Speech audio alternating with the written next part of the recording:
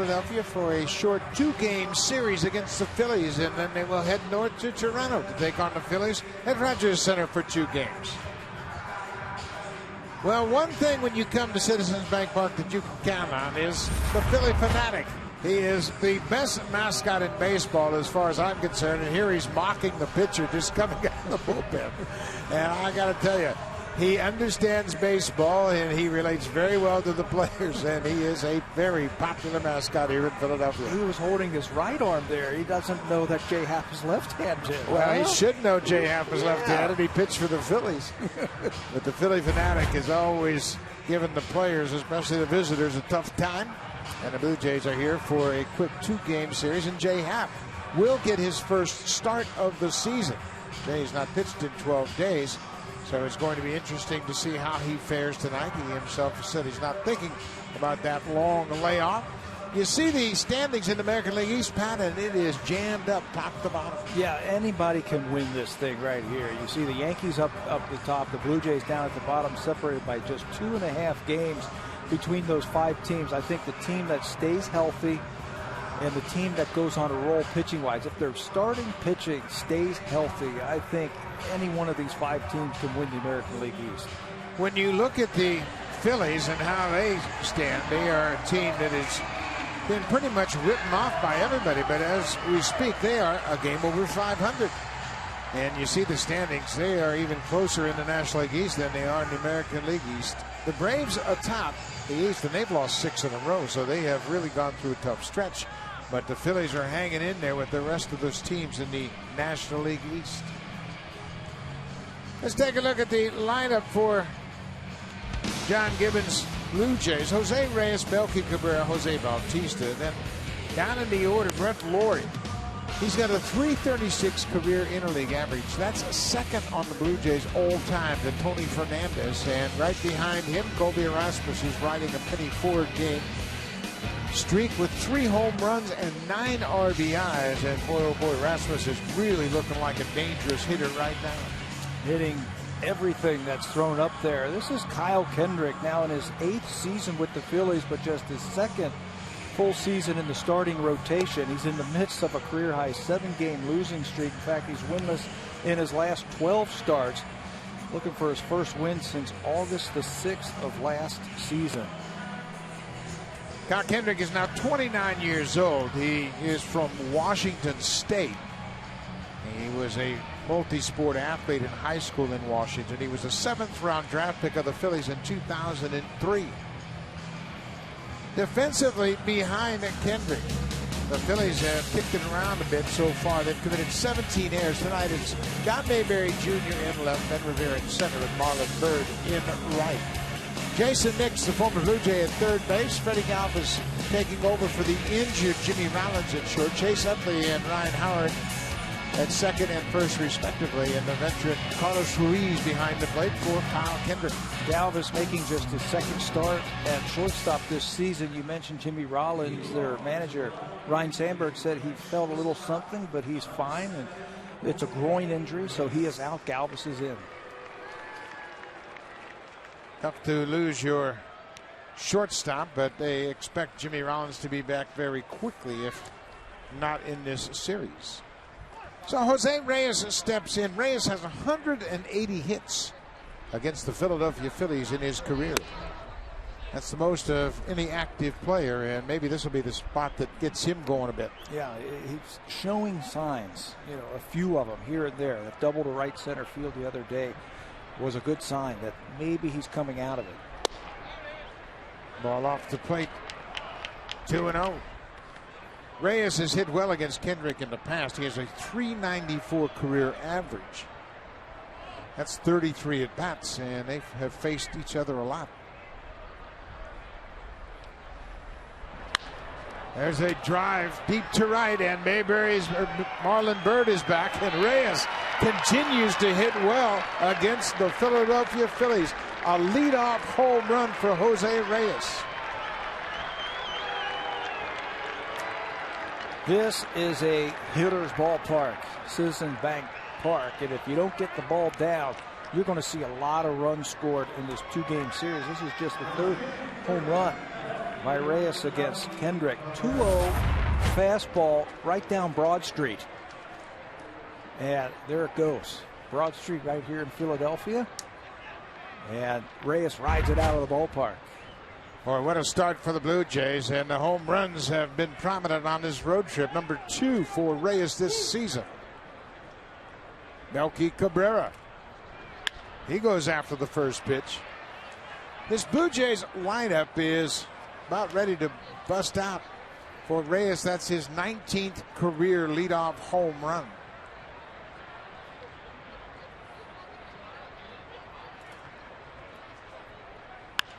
Melky Cabrera drives one into center. That's going to drop for a base hit. Then Revere gets it back in. Melky Cabrera continues to hit. Reyes with the home run sets the tone for this ball club. This is the interleague numbers for the Blue Jays 2010 to this season. They lead baseball with 112 home runs ahead of the Red Sox, Yankees, Rockies, and Angels. Plenty of other slugging teams on that list right there, but the Blue Jays far and away the best. But their interleague record is not very good. Jose Bautista. He was trying to ambush that first pitch, and Kendrick crossed him up with a changeup.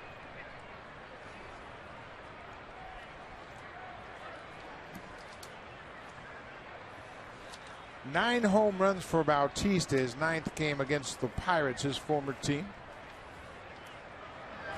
I was talking to Steve Henderson before the ball game. He's the hitting coach for the Philadelphia Phillies, and I was asking him about Jose Bautista, and he says, oh, we know all about Jose Bautista. These two teams played each other in spring training enough, and he said he had 6 home runs against the Phillies in spring training. Yeah, they play each other quite a bit. They're only about 5 miles apart, the ballparks, and Bautista, I remember when he hit at their ballpark, and he crushed it. Bright House Field in Clearwater. Wasn't that his first swing of the spring? 2-1 to Bautista. Melky Cabrera at first. Now 2-2. Jose thought it was down, and the pitch tracker agrees.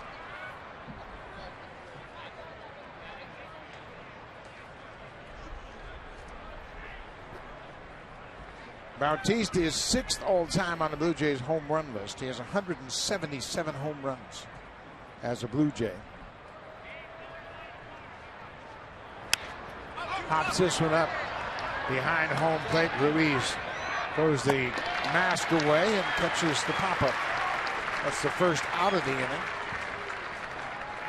Well, for Kendrick to be successful, he's going to have to get the ball down. He's a sinker, slider, split finger type of pitcher who will give up his share of base hits.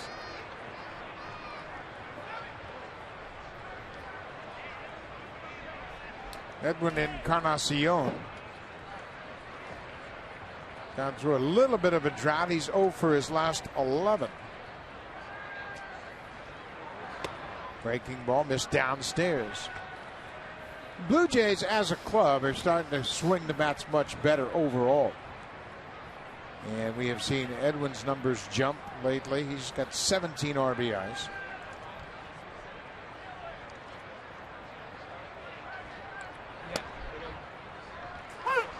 That one right on the corner. Pitchers have been very careful with Encarnacion this year. Last year they would throw him breaking balls, but they would throw him breaking ball strikes, and he'd knock it out of the ballpark. This year they're just trying to nibble. If they walk him, they walk him. And again, another pitch low. Jeff Kellogg down at first base, indicating no swing. I think that's the respect factor that he has finally established here now with a couple of years in the American League where he's had great seasons.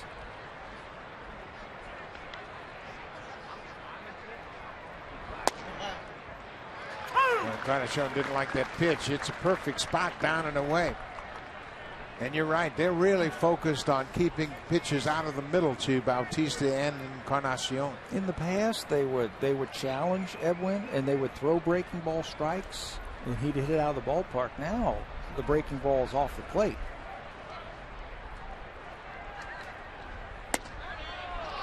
Ruiz, a little bit too much movement with the glove. That was a red flag to the home plate umpire.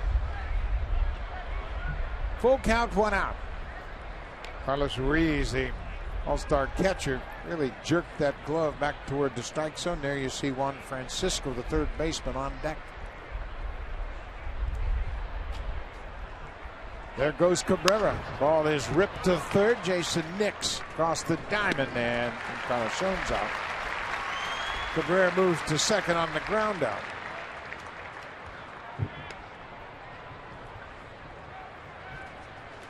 So the Blue Jays have taken a 1-0 lead on the leadoff home run by Jose Reyes.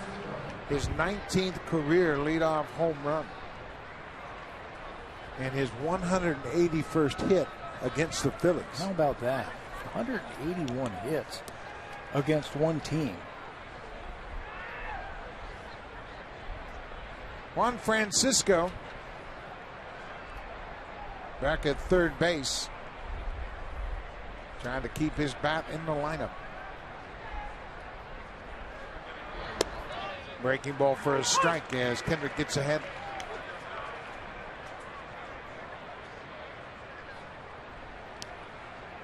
Francisco signed originally with the Reds. He spent some time in Atlanta and Milwaukee, but he only has 3 at-bats against Kyle Kendrick.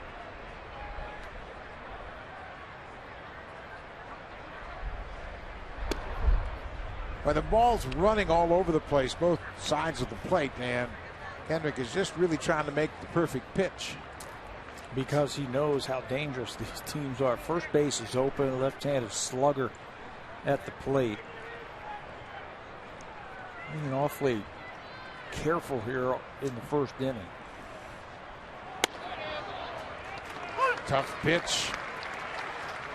Called the strike. So it's 1-2. Kyle Kendrick trying to get out of the first inning. Comeback fastball. You see it try to sweep back inside and called a strike by the home plate umpire.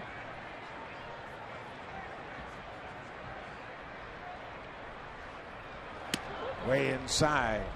Now 2-2. Brett Lawrie is on deck. Laurie's had a good road trip. Had a hit in yesterday's game. He had 3 hits on Saturday night.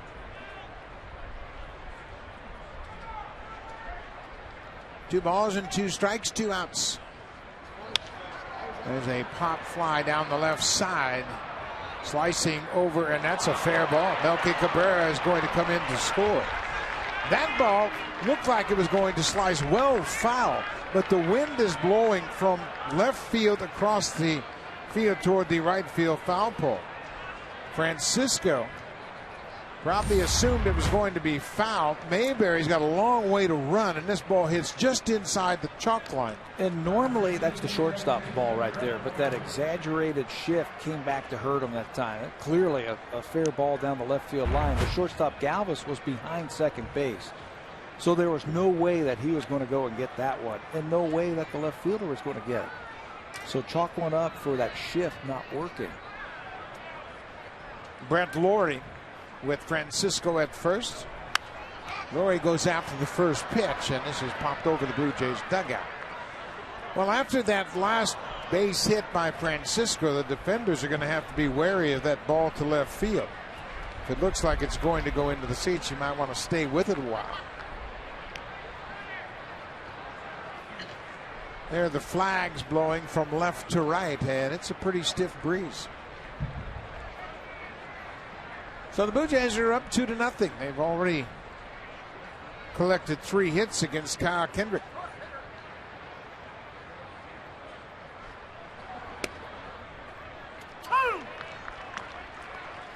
Brett Lawrie takes a strike. It's now 0-2. Well, the Phillies are kind of in the same boat as the Blue Jays as far as their bullpen. And the middle of their bullpen is especially weak right now, and they need Kyle Kendrick to sort things out. Lawrie chases one upstairs and strikes out. The inning is over, but the Blue Jays take an early lead. They scored 2 runs on 3 hits, including Jose Reyes' leadoff home run, his 19th career leadoff homer. And the Blue Jays have taken a 2-0 lead.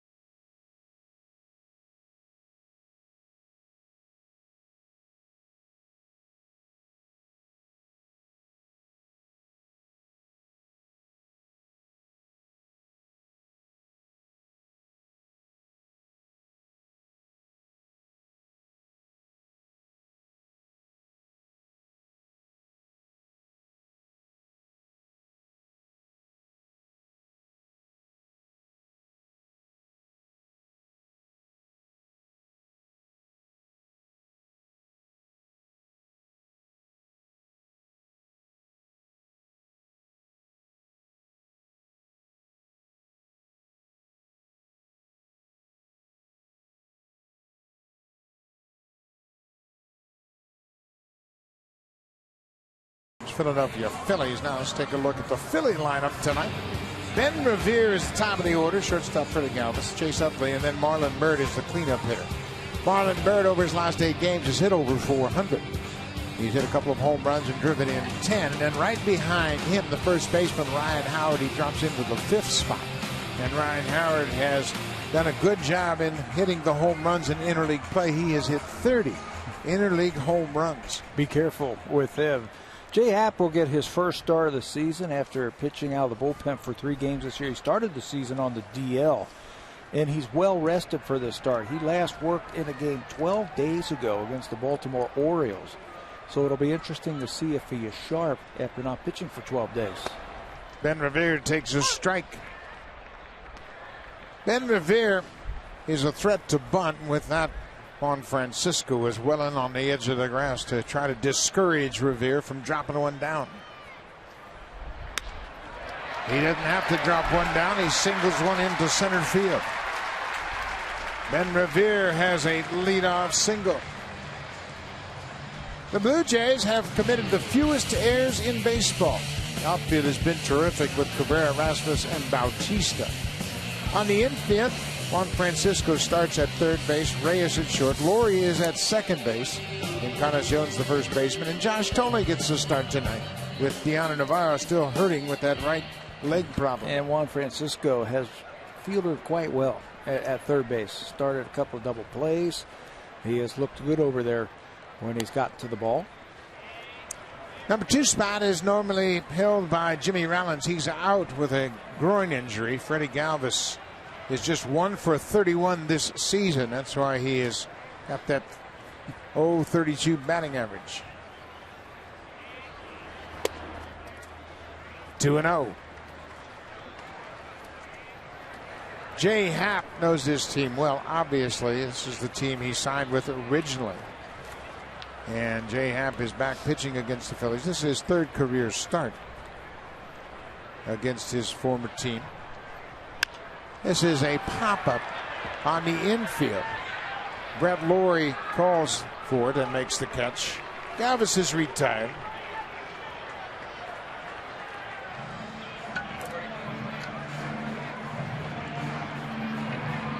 Jay Happ went 12-4 for the Phillies.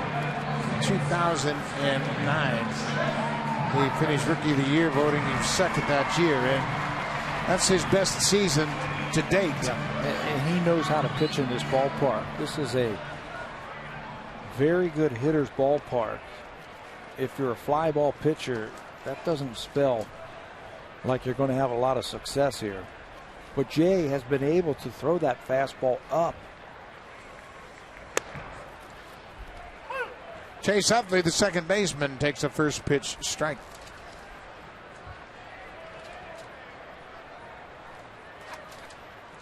Utley's had a bounce back start to his career. Last few years he's been dealing with knee injuries and just robbed him of his stroke. But boy, he's got that stroke back. He's 36 for 104 to start the season. He's finally healthy. He's got his legs underneath him. We've seen that a couple of times already this year, that players are finally healthy. How about Albert Pujols? There's another one where if you don't have your legs underneath you in your swing and you're ready to put some power behind your swing, you're not going to do it. The Jays will get their first look at Albert Pujols and the Angels next Friday at Rogers Center. There goes the runner, and Happ went to first. Good throw from Encarnacion, and they get Ben Revere at second. Caught stealing 1-3-6 as Revere went on first movement, and he is caught at second. 10 for 11 in steals, and Happ felt like something was up right there. He went on first movement by the pitcher. You can see he's got his head down. That's a straight steal, but he didn't check the pitcher first. Chase Utley. Strike 2, 1-2 now, 2 outs. Well, we talked about the defense and how well they have played, and it has been all over the diamond. When you think about it, the infield has committed just 3 errors all season long. And that's a great boon for the pitching staff, but they really haven't taken full advantage of it just yet. Edwin Encarnacion, the first baseman, watch him clear himself and give him a path to throw the ball to second base.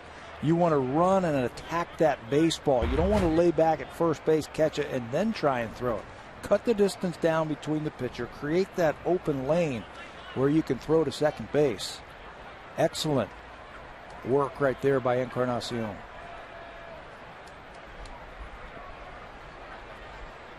Brian Sandberg in his first full season as the manager of the Philadelphia Phillies. He took over last year in August. Chase Utley 1-2 down the stairs. It's now even at 2-2.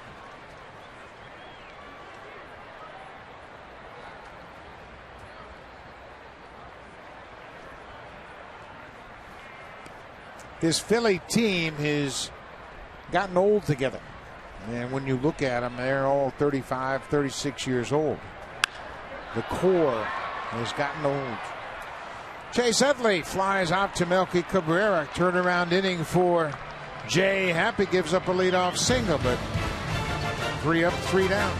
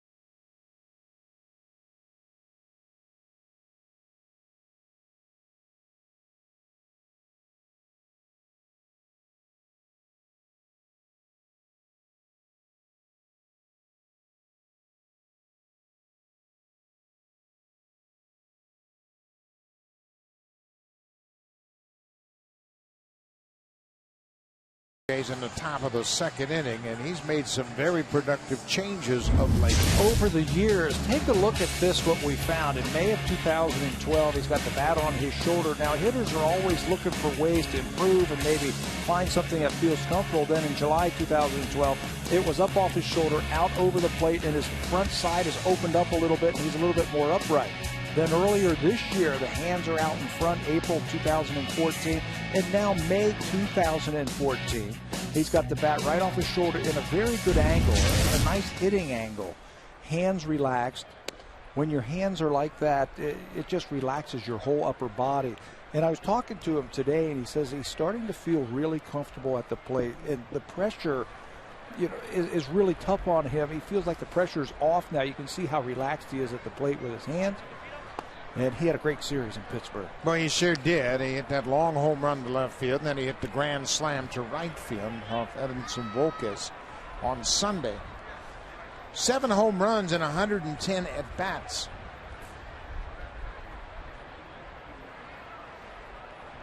I just find it really interesting how players will try to find something that helps them at the plate to be relaxed, to feel comfortable, to help them see the ball, and the different stances that you'll see over the years from guys. Colby takes a 4-pitch walk. That's how the top half of the second starts.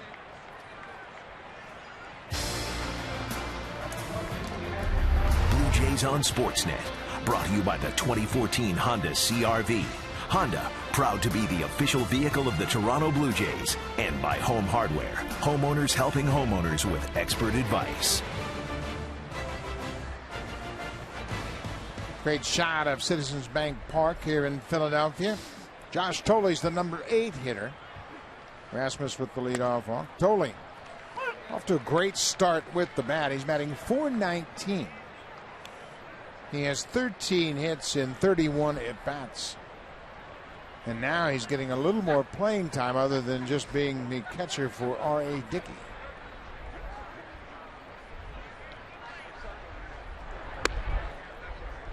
Ball on his strike. So much easier to hit when you get that consistent playing time. Your timing at the plate, you don't lose it. He's a veteran hitter, though. He's been around for a little bit, so if he has to sit for a couple of days, his swing looks like it could hold up. Inside.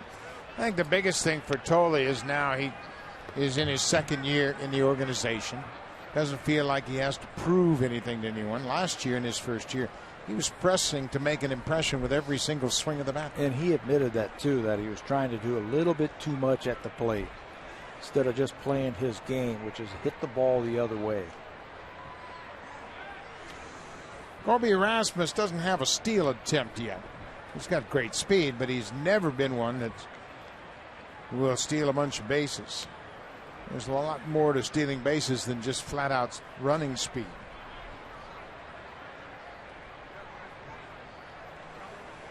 2-1 to THOLE. There's a drive toward the alley in left center. Ben Revere's not going to get it. RASMUS is around second. Here he comes around third. Here's the cutoff. The throw to the plate is cut off by Ryan Howard, and Josh THOLE drives a ball to the wall in left center. His second double of the season gives him his third RBI. What were we just saying about hitting the ball the other way? That's what Josh's game is right there. I don't care how hard you hit it, but just keep that front shoulder in there and drive the ball the other way. He turns a fastball over, and instead of trying to pull it, he splits the gap. Revere thought he had a shot at that ball. It looked like he was ready to leave his feet to try and make that catch, but then realized he didn't have a shot. It's extra bases for THOLE, and the Blue Jays are up 3-0. Jay Happ, the pitcher, squares early to bunt, and he jabs at it and bunts it foul. Happ has 24 career sacrifice bunts. His numbers reflect the fact that he's 14 for 152 as a career hitter. That's a .092 batting average. He has a home run. He hit that home run in 2011. And he jabs at that one. It's strike two. He's just pulling the bat back, trying to get that angle to third base, but his bat is actually pointing into the Blue Jays dugout. And that's why those two foul balls have gone that way.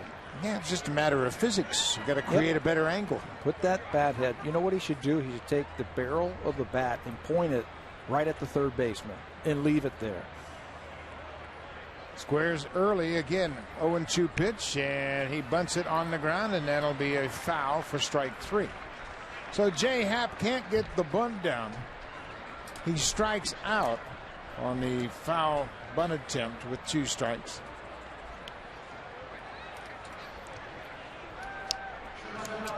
The barrel was in a little bit better spot, but watch where he's got it towards the line, and watch how he brings it back as the pitch is on its way. See that?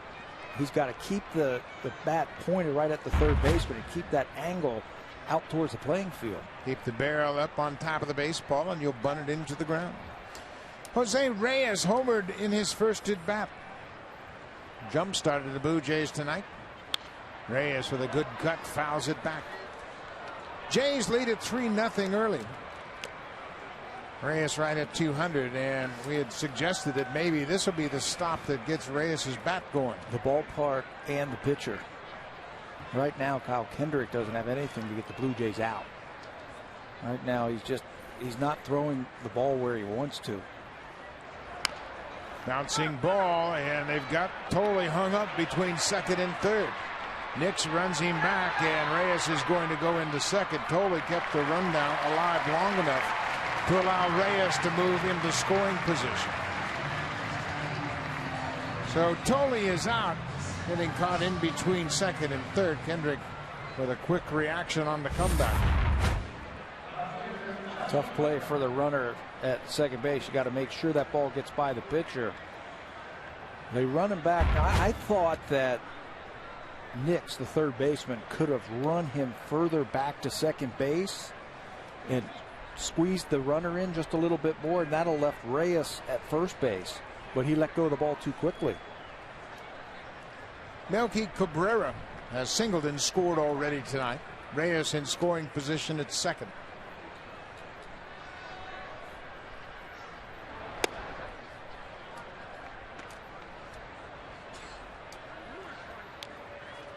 Melky Cabrera, 341 average.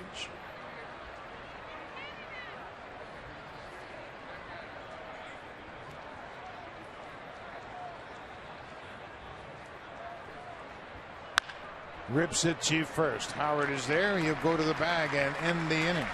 But the Blue Jays score their third run of the night, an RBI double by Josh THOLE. We'll head to the bottom of the second in Philadelphia. It's Jays up 3-0.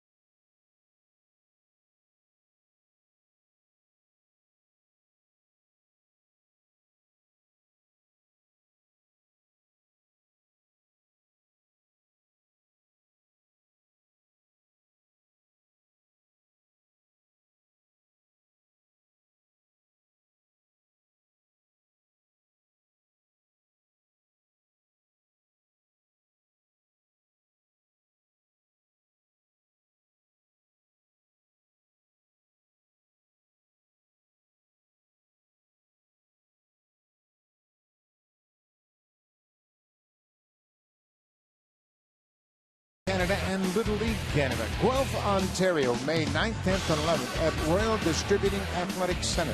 Instructors include Roberto Alamo, George Bell, Devon White, Lloyd Mosby, and Dwayne Ward. Visit BlueJays.com/Baseball Academy for more information. The Toronto Blue Jays are proud supporters of amateur baseball across Canada. Cleanup hitter Marlon Byrd takes the first pitch downstairs. Marlon Byrd is back with the Philadelphia Phillies. Started out his career with the Phillies, has re-signed as a free agent. Byrd is now 36 years old, and he has been around. There's a base hit to left field. Byrd is hustling toward first, and he'll make a big turn, but stop right there as Melky Cabrera gets the ball back in. He's what you call a late bloomer in baseball. His best years are when he got older, right around 30. Started out with the Phillies in 2002, played 4 seasons before moving on to Washington. And he went from Washington after a couple of years to the Texas Rangers, Chicago Cubs. Played 2012 with the Boston Red Sox and split last year between the Mets and the Pirates.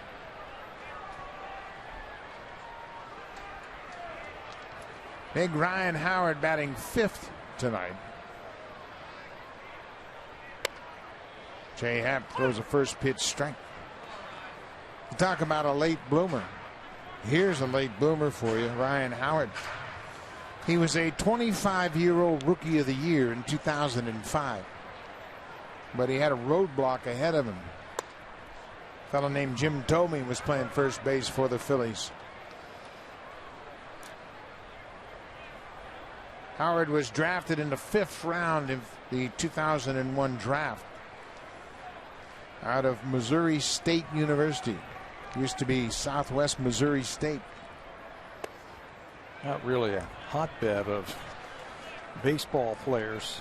Good basketball program, but not known for baseball players. Career interleague numbers are pretty impressive. He's got 30 home runs and 85 ribbies in 110 games.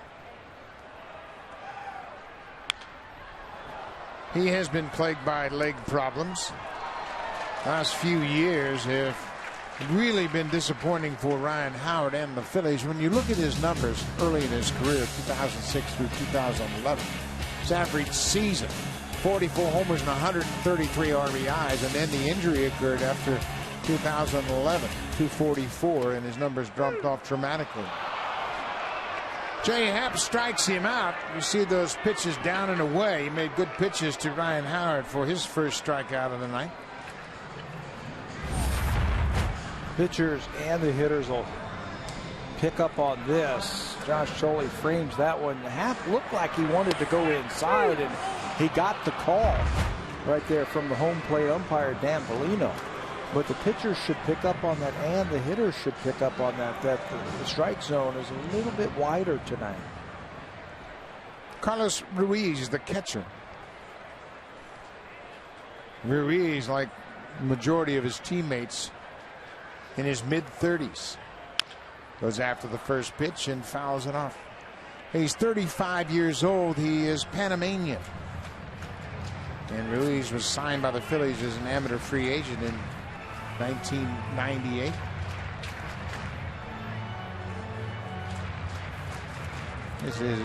This is his 9th year. You had talked about that last inning, about this team growing together in the big leagues and getting older. It is the oldest team in baseball. Average age of the active rosters at 31. They average 31 years old. Now you see Cliff Lee and A.J. Burnett, and we will see Cliff Lee and A.J. Burnett pitch when the Phillies come to Rogers Center Wednesday and Thursday. You know, there's a lot to be said for experience, but at the same time, you have to have an infusion of youth. And you know what youth does to a ball club. It sparks and re-energizes even veteran players. You get a couple kids bouncing around like Mike Trout, what he's done for the Angels. That type of energy is infectious. But you know what has happened here in Philadelphia? They've been so good for so long. To keep that going, they have re-signed their superstars, and they've traded away a lot of young talent to maintain the major league team high level. Jonathan Villar came from this team. Jonathan Singleton, both in Houston, and the Kozart kid in Houston. A lot of young talent that they've traded away over the last few years to maintain this consistency at the big league level. Now, I agree with you there, and I think you're right. You have to make sure that you continue to put a productive product on the field, but at the same time, you have to mold the young players in. Ruben Amaro Jr. is the general manager of the Philadelphia Phillies, and obviously he's had success here. But now they're getting a little bit long in the tooth. So Jay Happ walks Carlos Ruiz with one out here in the second. And this is a bit of a red flag for the Blue Jays. Well, he's always been a guy who has walked a lot of batters and thrown a lot of pitches and all that. This year, a little bit skewed because he's had so few innings this year. There's 10 walks per 9. And what he's going to have to do, he's going to have to throw enough strikes tonight to make the Phillies swing. He's got a big strike zone to work with the home plate umpire, but he's going to have to throw enough strikes close. The Blue Jays have now walked 128 hitters. And you're just asking for trouble. You put guys on base. And there's a drive to right. Bautista has plenty of room. Bird is tagging up at second. Bautista will throw it back into second. Bird moves to third on the flyout. And now there are 2 outs. But if you continue to walk batters, there's a couple of things that happen. First of all, you encourage the offense. He didn't want to pitch to us. He's pitching around us, and then somebody can run into one. A 3-run home run here, and boom, that 3-run lead is gone. And in this ballpark, that could happen for either pitcher. Walk a couple of guys. You're right. And you see more pitches, you become a little bit more comfortable at the plate, and you're not afraid to swing hard. Only the Chicago White Sox have walked more batters than the Blue Jays. Jason Nix playing at third base tonight. Nix, a former Blue Jay, spent the 2011 season with the Jays. Got into 46 games that season, but he was injured. He got hit on a hard slide at second base and missed plenty of playing time. He spent the last 2 seasons with the New York Yankees. Players like this will always play in the big leagues because they do the little things that help good teams win. Jason can play multiple positions, second, short, and third. He can pinch hit if you have to, if you're in the National League, and he comes to play. He comes to work every day.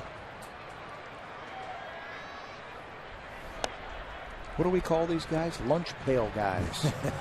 They bring their lunch pail to work every day. He was a former first-round pick of the Colorado Rockies in 2001. There are his numbers. He's a 7-year veteran. Just a .218 average, but somehow he always lands on good teams. You could see totally where he's set up. They didn't want anything to do with Nix in the 8th spot. Not with the pitcher on deck. They weren't going to give him anything to hit.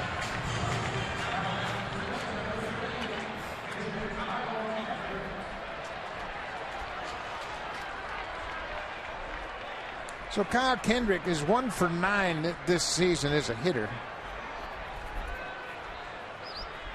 You can't just lay it in there.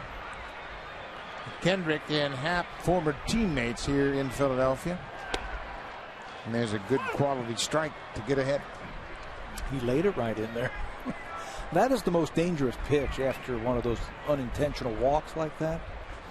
That first pitch, because you know he wants to get ahead.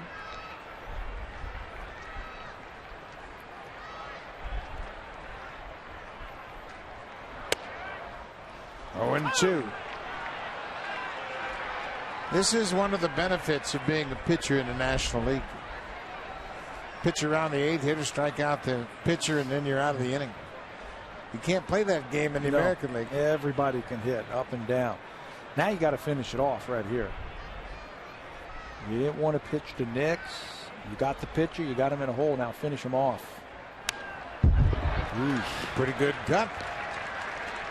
Kyle Kendrick fouled off that pitch. I wouldn't mess around inside. No. He looks a little dangerous. He looks dangerous, and they tried to go inside, and he threw it right down the middle. You go outside, and you miss, it's going to be off the plate.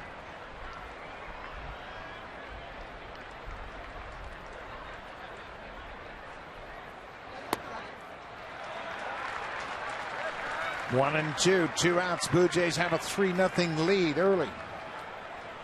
Jose Reyes got it started with a leadoff home run.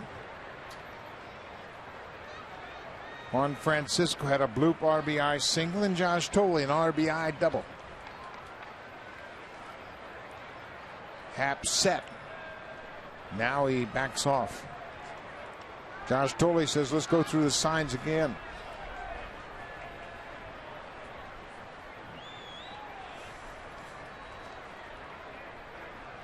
One ball, 2 strikes, 2 outs. The bases are loaded. Ground ball off the end of the bat. Brett Laurie quickly to first to end the inning. Jay Happ leaves the bases loaded. We'll go to the 3rd. Blue Jays up 3-0 in Philadelphia.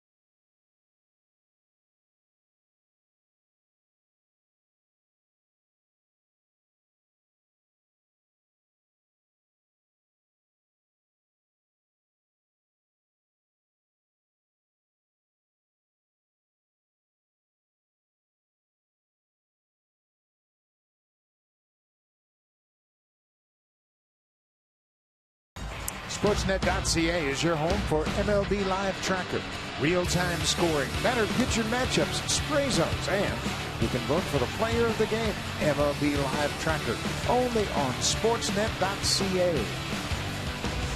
That live tracker would tell you that the Blue Jays are in Philadelphia at Citizens Bank Park. And the Blue Jays have a 3-0 lead. They scored 2 in the first and 1 in the second, and Jay Happ just stranded the bases loaded. Another great ballpark, isn't it, right here? We've been so fortunate on this road trip. 3 of the best ballparks in the league. Kansas City, Pittsburgh, and Philadelphia. Jose Bautista will lead things off, and we'll go back to last spring right here in Citizens Bank Park. Kyle Kendrick to Jose Bautista. Blue Jays played a couple of exhibition games here to start the season, and Kendrick was one of the pitchers, and Jose knows all about Kyle Kendrick. That was a laser right down the line. Right off the foul pole for a home run to get his season off and running. See, there's quite a breeze blowing from the left field foul pole across the field toward the right field corner. For the big guys like Bautista and Ryan Howard, it doesn't make any difference. The wind will not affect them. That's the first thing you check when you got to the ballpark every single day. Not me. Not you? Just see if it was blowing in to help the pitcher. Blowing straight down every time I played. Bautista will hit into the shift once again as Chase Utley moves to the shortstop side of second. Well, you mentioned the fact these two teams play so often in spring training. They know each other very well. That's an unusual shift, too, as the shortstop, Freddie Galvis, is really bunched over near the third baseman, Jason Nix. This is the most exaggerated shift against Bautista that we have seen. Tells me that they're going to try and jam him or throw soft stuff. Larry Boa told Bautista before the game, you go ahead and hit all the singles you want to right. I'm playing you to pull. There's his spray chart. Pretty evenly balanced for Bautista. And he hits it right to Freddie Galvis. Boa will be happy about that one. He's the one that sets up the defense. Well, he's not going to be happy if Jose hits a couple of balls to right field for singles, like he leads off an inning or gets a big base hit. That's the only way to straighten out those shifts. Make the attempt to try and go the other way. There's Larry Boa, the bench coach for Ryan Sandberg. 67 years old, former National League Manager of the Year for the Philadelphia Phillies. Terrific player in his own right. He gave up the TV booth to get back on the field to help out Ryan Sandberg.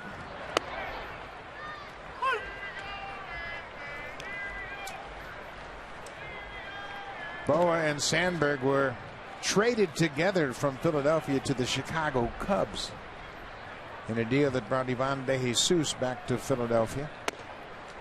And Boa took Sandberg under his wing.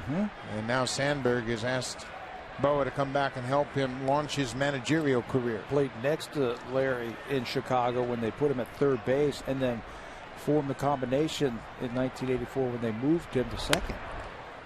Well, that was 1983. They moved him over to second base and then formed the combination of those two in the middle. Well, you knew all about that. You were right in the middle of that with the Cubs at that time. I was right there, and Sandberg was there, and I was down in AAA. Edwin Encarnacion goes after the pitch and pops it behind shortstop Chase Utley. He is there, and he'll make the grab. 2 down. So Kyle Kendrick off to a better start this inning. He had a leadoff home run in the first, a leadoff walk in the second. Now he's retired the first 2 here in the third. Talk about mentors. We mentioned Boa and Sandberg. Kyle Kendrick kind of learned an awful lot from Roy Halladay when Halladay was here. He took up his training regimen, watched the way he pitched, tried to really copy his style of pitching by throwing strikes and just moving the ball around. 2 outs. Juan Francisco goes after the first pitch. Utley at second base. Oh, quick inning for Kyle Kendrick. He bounces back. 3 up, 3 down. We'll go to the bottom of the third. Ben Rivera will lead things off when we come back.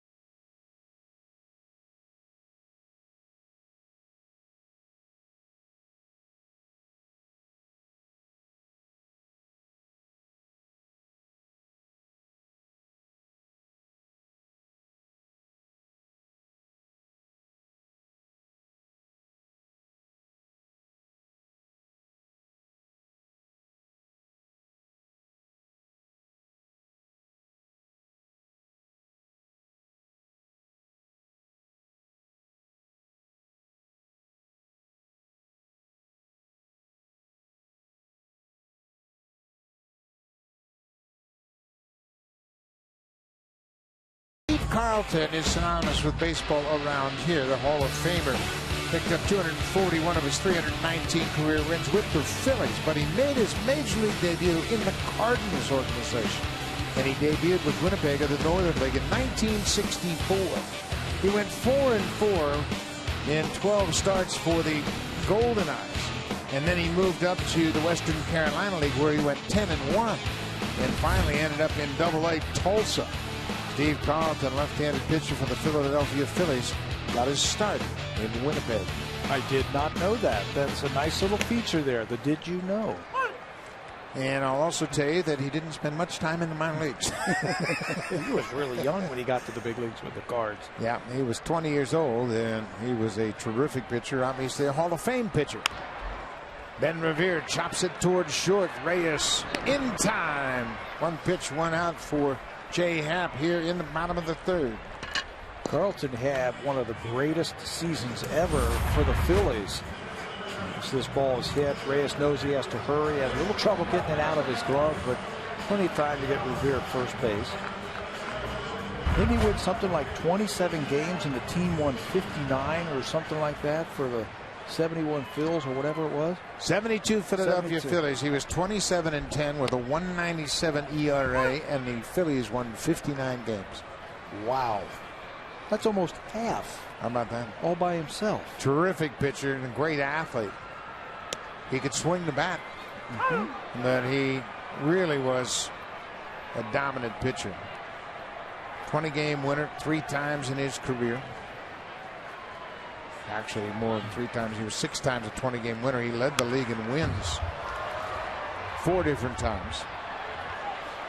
But he played here in Philadelphia 15 years. 241 wins for the Phillies. Wow. And great championship teams and World Series teams. I got to play with him in Cleveland as a teammate. He and Phil Niekro, 2 300-game winners on the same staff. Fred Galvis slaps one through the right side. Bautista had thoughts of going to first, but they had the shift, and Edwin Encarnacion was well away from the bag.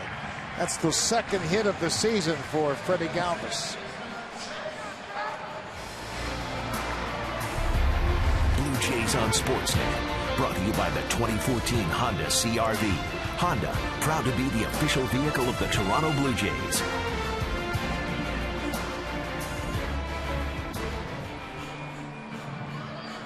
One out single by the shortstop Freddie Galvis. He's at first for Chase Utley. Utley flied to left. That snaps an 0 for 24. As Galvis had really been struggling. We mentioned he had 1 hit in his previous 32 at-bats before that single. And he got a standing ovation from the crowd after that hit to right field. Oh, they're such kidders, aren't they? I think they were just teasing him. I don't think they were serious. I think they like Freddie Galvis a lot. He's done some good things for them, but going through a tough stretch. Chase Utley. Chase Utley was the first-round pick of the Phillies in 2000 out of UCLA. Same college that Casey Jansen went to, of course. He's a 5-time All-Star. Terrific player. There's a bouncing ball. Brett Lawrie shovels to Reyes, hits second, and that's all they're going to get. Well, Brett Lawrie made a nice play of that. He's got terrific range no matter where you put him. Reyes caught the ball behind his body and didn't have much of a chance to turn and make the throw to first. That range that you speak about, we saw it at third base, and we're really seeing it at second base. Really comes into effect when you have that type of explosiveness. Takes that ball that looked like it might have been a single to center field and turns it into an out at second base. 2 down now for Marlon Byrd, who singled to lead off the second. Utley at first. This is going to be an ongoing conversation about the value of Brett Lawrie. Where is he most valuable to the team? You see that long underhand toss. He made a terrific play to take a hit away from Utley. John Gibbons right now just trying to figure out how to keep all the bats in the lineup at the same time.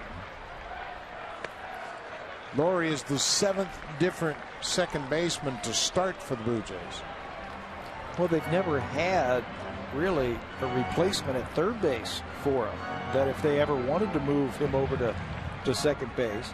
We've seen Edwin Encarnacion over there. Jose Bautista came in from right field to play some third base. I mean, if they had a bona fide all-star third baseman like a Ryan Zimmerman or somebody like that, I think you could see Brett Lawrie move to second base. But right now, what John Gibbons is trying to do, he's trying to get as many bats in the lineup as he can. You gotta be able to score runs, and with Juan Francisco being able to play some third base, Brett goes over to second base, and that lineup looks deep and dangerous. Brett Lawrie played 100 games in the Midwest League at second base while he was in the Milwaukee system. He played 131 games at second base in AA. So it's not like you're asking him to play middle linebacker. He's been here before. And he talks about playing third where he doesn't have to react, doesn't have to do anything other than go get the ball, doesn't have to think about where he's positioned, who's going to slide on the double play. But he is athletic enough, given the time, to play anywhere on the field, in my estimation. And it's all about what's best for the team. Yes. It's about what's the best combination. I mean, if you would ask Dustin Pedroia, Dustin, we need you to play shortstop next year. And his question would be, will it help the team? Yes. Then he'd say, okay, I'll do it. And if you said to him, yes, it would help the team win, you wouldn't have to ask twice. There goes Utley, and the ball is fouled back on the 3-2 pitch. It was a little different scenario, but when I managed Team USA in the WBC in 2006, I called up Derek Jeter. I said, Derek, we'd like you to represent the United States and play in the World Baseball Classic. He said, what would you like me to do? Derek? There you go. Hello, Derek. This is Derek Jeter, right? This is Derek Jeter, right? I didn't get Derek Meter. I got the baseball player, right? He said, I'll do whatever you need. Class. 3-2 pitch. Upstairs. Another walk issued by Jay Happ.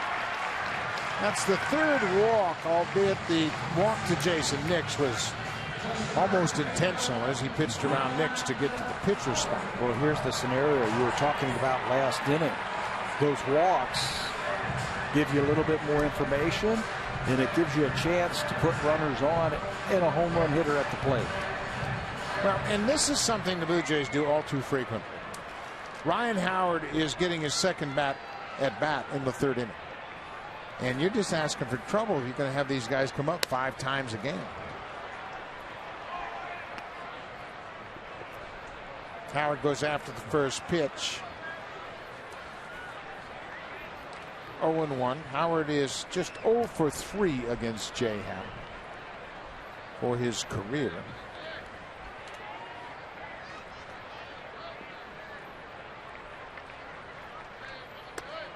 You know, if you were a pitcher, would you rather give up 3 solo home runs or 1 free run homer to tie the game?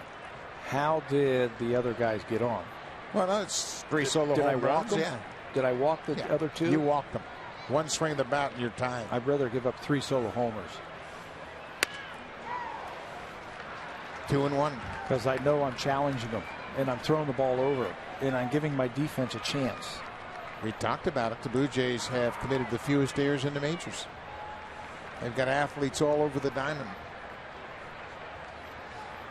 Normally I'd say let's stay away from Ryan Howard's power, but he's hitting the ball to left field again hard, like he did when he hit those 58 home runs to lead the National League. Howard did that in 2006, 58 home runs and 149 RBIs. He was the National League MVP in 2006. 3-1 pitch, cut on and missed.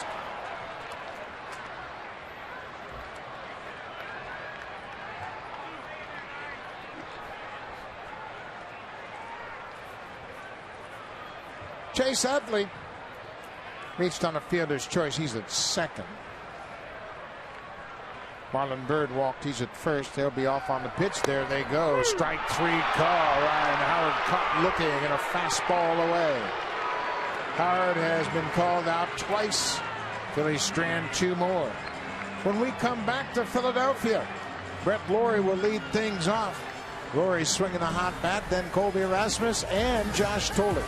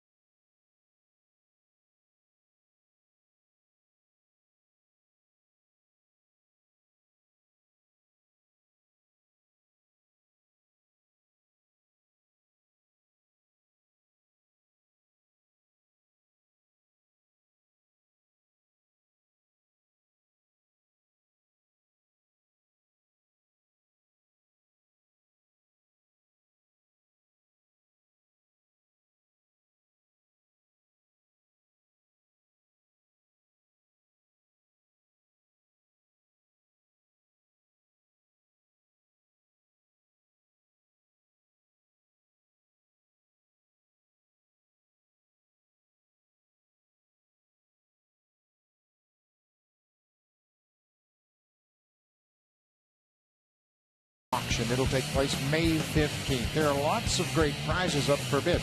How about this one? How about a Junior J for the day? It includes a meet and greet with Ace, tickets to the game for 8, and 6 youngsters get to help the Blue Jays J Force lead the 7th inning stretch. The charity auction is a great event every year with proceeds supporting the Jays Care Foundation. Brett Lawrie struck out his first time up. Takes a strike from Kyle Kendrick.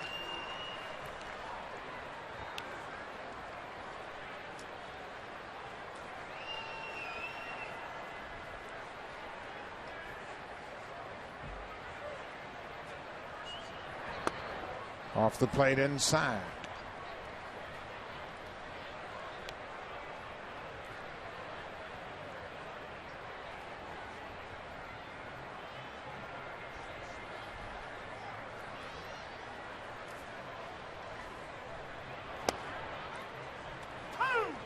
Right on the outside corner. That side of the strike zone has been very generous from the home plate umpire Dan Bellino.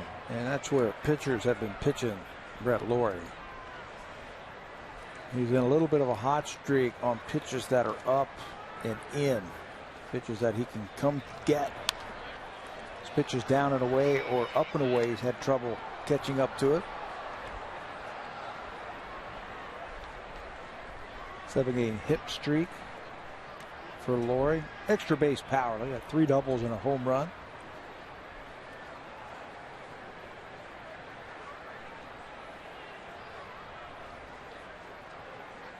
One-two pitch. Upstairs. That's the pitch that Lawrie struck out on in his first at bat. It's kind of curious. The Philadelphia Phillies appear to want to crowd him. Over this recent stretch where he's really been swinging the bat well, he's covered that outer edge. Really handled the ball away from him very well. His 2-strike approach has been so much better. Going away. Bounced up the middle. Freddie Galvis unloads in a hurry, and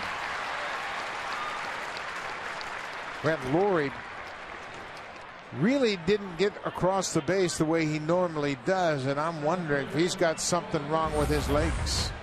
That's the first thing I thought of. This ball hit right up the middle. He runs so much better than that. Something happened to him halfway up the base path. He felt something as he was making his way toward first, and that was a ball that he can beat out. But he felt something. It appeared as though mid-stride and kind of backed off a bit. Colby Rasmus walked and scored in the second. He scored from first on Josh Thole's double to center field.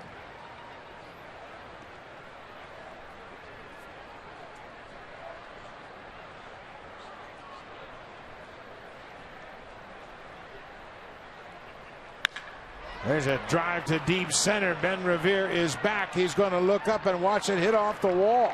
Colby Rasmus continues to swing a hot bat as he delivers the one-out double here in the fourth. You know, we showed him trying to find a stance over the years, something that works. Well, the way he is swinging right now, I think he found something. Uses his hands, and he generates a lot of power. That's 400 feet on a line to center field for extra bases. 8th double of the season to go along with his 7 homers, and he's starting to drive the baseball to all parts of the field. Josh Thole has an RBI double already tonight.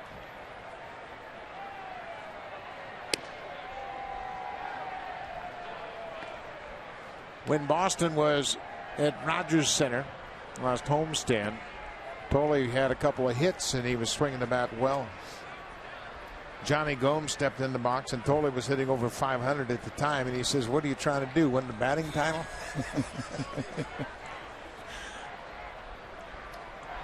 Thole lifts this one in the air.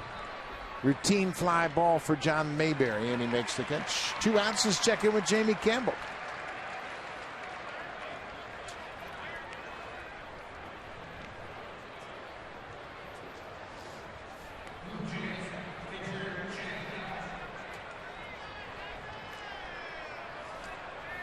Well, we know all too well how much power Pedro Alvarez has.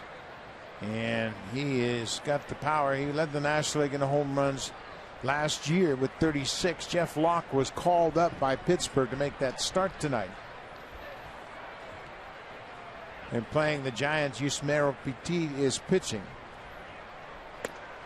Jay Happ takes the first pitch strike. Happ struck out in the second after he couldn't get the bunt down. He bunted the ball foul with 2 strikes. Watch Jay take BP the other day. He's got a nice little stroke. He looks like a hitter up there, doesn't he? They look like hitters until that pitcher gets out there. Well, I thought you were going to say until he swings the bat. But he looks like he can swing it.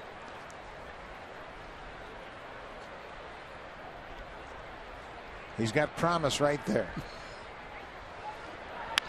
Ooh, he took a nice hack. See, I told you I was watching him take BP the other day. That works. He's got a home run. I mentioned he's got a big league home run. He hit one in May of 2011 off Josh Coleman.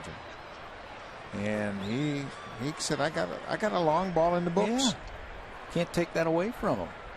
Now, why is it these lefties always look like they're good hitters? Even when they're pitchers, they look like they're good hitters. That's a good-looking stance. Oh, you can't throw him a breaking ball. Come on. That's an illegal pitch. Kyle Kendrick is down by 3. He's just looking for outs. Colby Rasmus doubled. He doubled off the center field fence. He's at second base.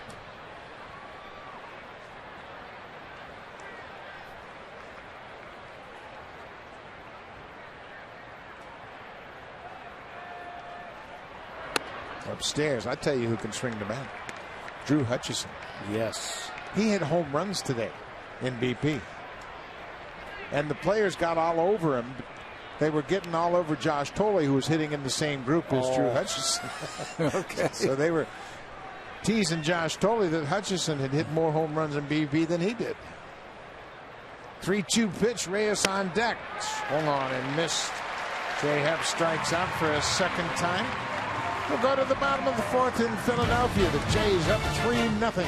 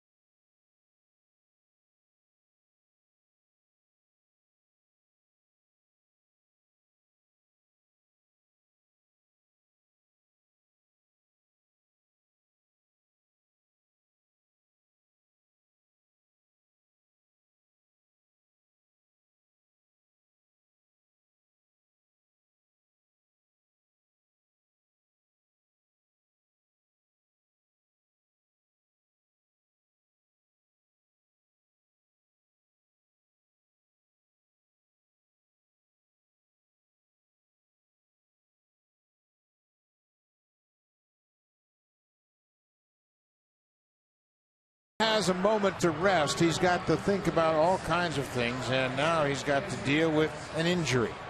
Brett Lawrie on this chopper up the middle gets halfway up the first baseline and felt something. Watch there. Yeah. See how he straightened up and just gingerly went across the back. That's a ball he normally beats out. George Poulos is the head trainer for the Blue Jays, and he is talking with the manager, delivering the news that you've got to take Lawrie out of the game. And with that, Chris Getz takes over at second. That looked like groin, hamstring, calf, something like that, because you're right. Those are the plays. We've seen him beat those balls out. And you can see on that replay, he just pulled up about halfway. Something tweaked.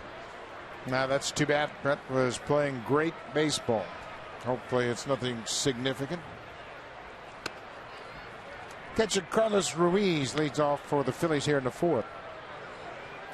Jay Happ is shutting down the Phillies on 3 hits. He's been able to avoid the impact of 3 base on balls.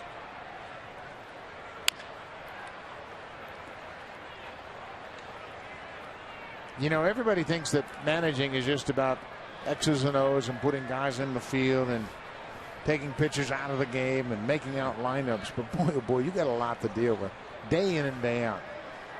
Who's got nagging injuries? Who do you have to protect? Who can I use? Francisco's at third. Now I got to use Getz. I'm down Tolleson on the bench. There's a drive to left field. Melky Cabrera is back. He is there and makes the catch. Ruiz gave it a ride, but Melky Cabrera ran it down in left. You know what? It sounds like what you were just describing right there. As we take a look at Melky, he finds the wall, feels the warning track underneath him, and hauls that one in. It's like the boy in front of the dike, and there's a leak over there, and he's got the finger in it. Okay, I got, and then another leak starts, and then you have to put your finger in that one. As a manager, you know, finally they got an infield that's being productive, and they're starting to swing the bats, and things are looking good, and now somebody pulls up lane. You know, anytime you see a player leave the game, and chances are he's going to be out for a few days. Melky Cabrera was an exceptional return in Kansas City after he got hit so hard. John Mayberry is the batter. That's going to reach the seats out of play. But when a player has to leave the game in the middle of the game, you've got to think that there is a possibility of disabling. Yeah. Disabled list, make another roster move. And obviously, right now, John Gibbons can't think about that. He's got to think about the rest of this ball game. But boy, oh boy, it's an ongoing process. Managing a baseball team is 24/7. Yeah, it never stops. And we haven't even talked about the pitching staff. You know, you have to manage that in game. That's another whole compartment. Yep.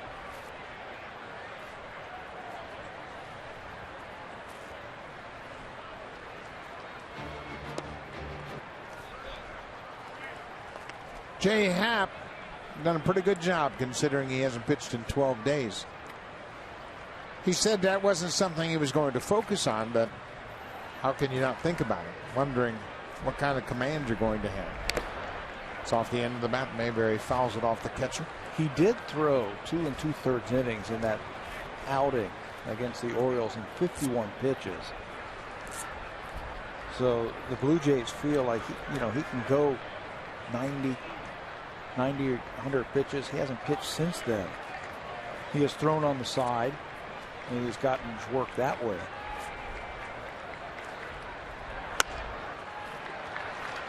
Another walk. It comes with 1 out here in the 4th. That's 4 walks now. Fans, a reminder, Sportsnet World features Barclays Premier League action Tuesday at 2:15 Eastern, 11:15 a.m. Pacific time when Manchester United beats Hull. The best soccer in sports right here. Sports World. Sportsnet World. Man U against Hull.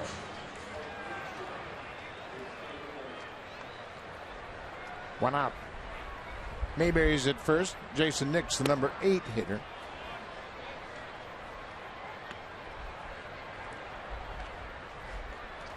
Nix walked in the 2nd. Jason came up with the Rockies in 2008. He spent 2 years with the White Sox in Chicago, 2010 with Cleveland, 2011 with Toronto, and the last 2 years with the Yankees in New York. He's one of those guys that moves around. When he came to Toronto, he was purchased from the Cleveland Indians late in spring training, March 29th of 2011. And played a lot because there was an injury to the third baseman that season. Played a lot, and he's not really an everyday player, but he can fill in when guys need days off. If someone gets injured, he's not going to beat you. He's not going to make a mental mistake to hurt your team. There's a little flare, and Chris Getz cuts in front of the shortstop and makes the catch. Chris Getz just into the ball game.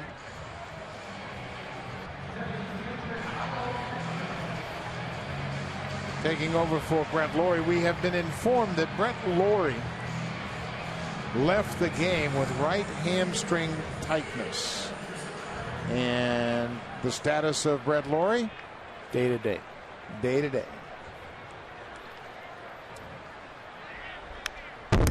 Tightness, hamstring tightness is a lot different than a hamstring pull. So he probably just starting to feel it. Got to get him out.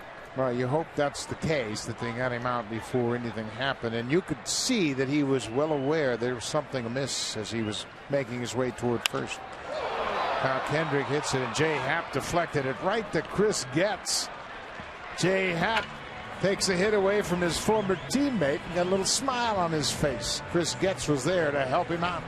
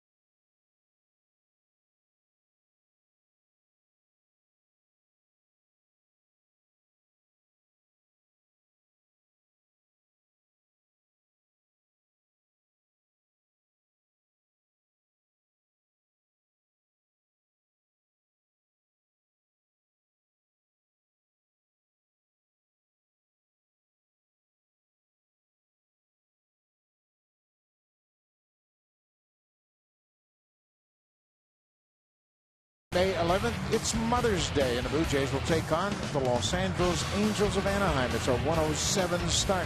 Take part in all the activities around the ballpark.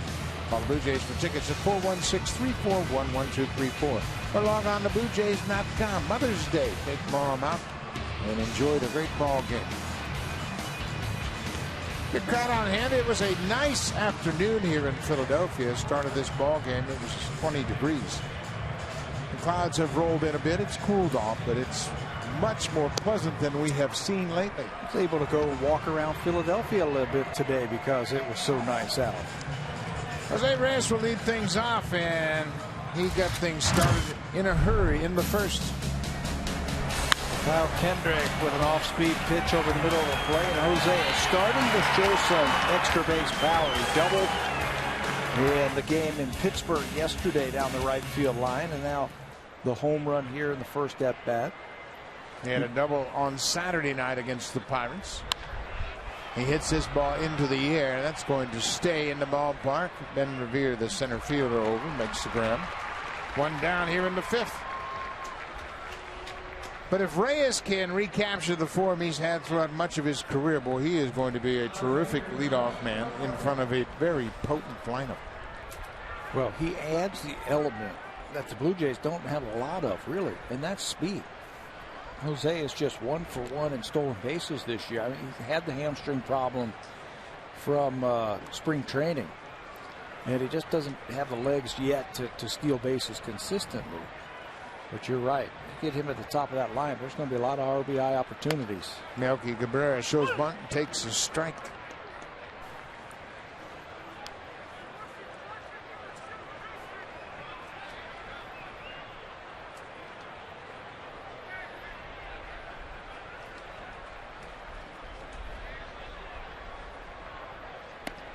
Breaking ball inside.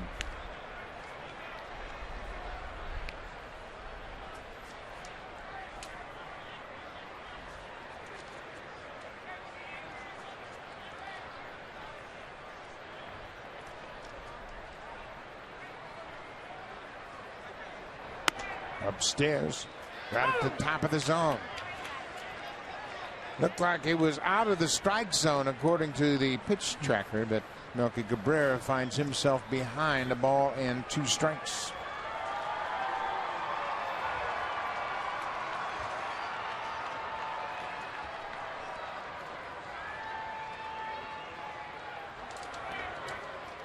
Melky Cabrera at the start of this game was 4th in the American League in batting average.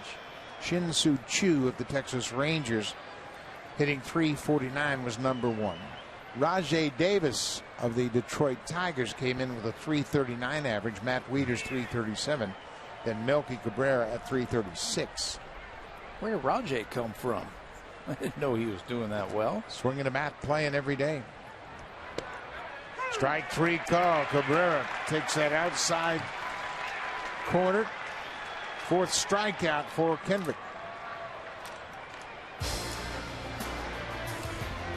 The 2014 Honda CR-V. Honda, proud to be the official vehicle of the Toronto Blue Jays. 2 down for Jose Bautista. Bautista has yet to reach base. He's reached base in all 31 games the Blue Jays have played.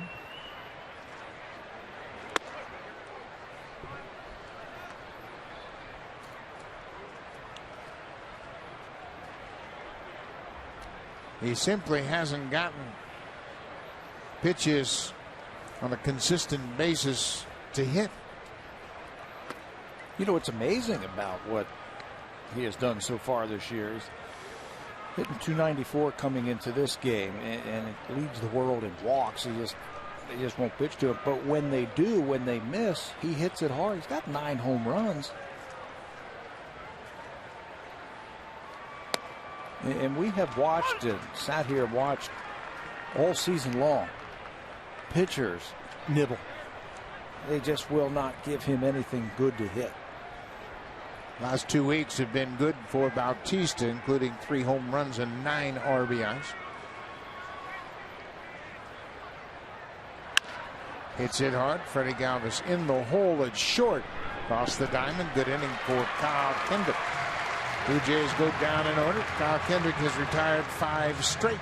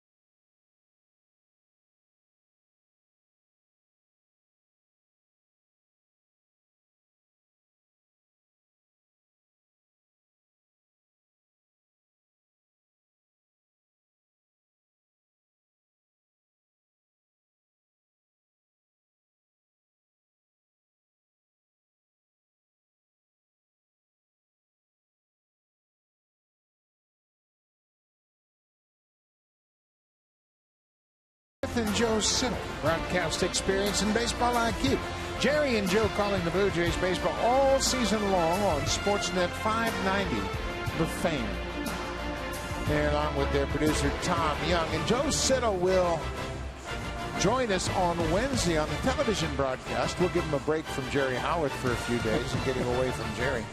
But Joe's going to come over to the TV side and work. Pat and I will be joined by Joe on Wednesday in a three-man booth. And then when Pat takes a few days off, Joe and I will bring you the baseball right here. So we're going to get Joe into the TV booth, and I think you're going to enjoy it. He brings a lot to the broadcast, and I know he's going to be well worth your time to make sure you tune in when Joe Siddle joins us this week.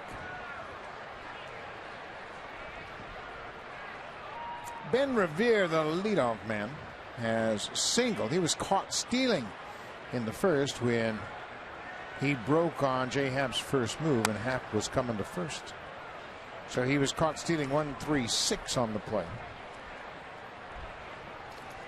Big inning right here, I think, for J. Happ. I don't know how much further he's going to go because he just hasn't been stretched out this year.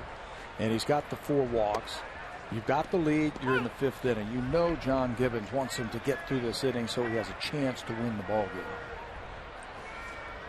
Well, that's what you'd like to happen, and J. Happ has pitched well. He's allowed just 3 hits. Bouncing ball. Chris Getz in at second base, throws him out. We're in the 5th inning. That's the first out of the 5th inning.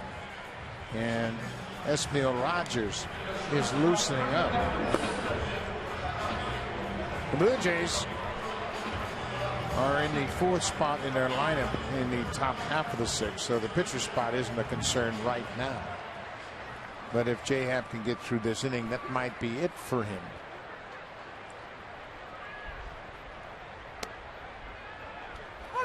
Freddie Galvis picked up a single his last time up.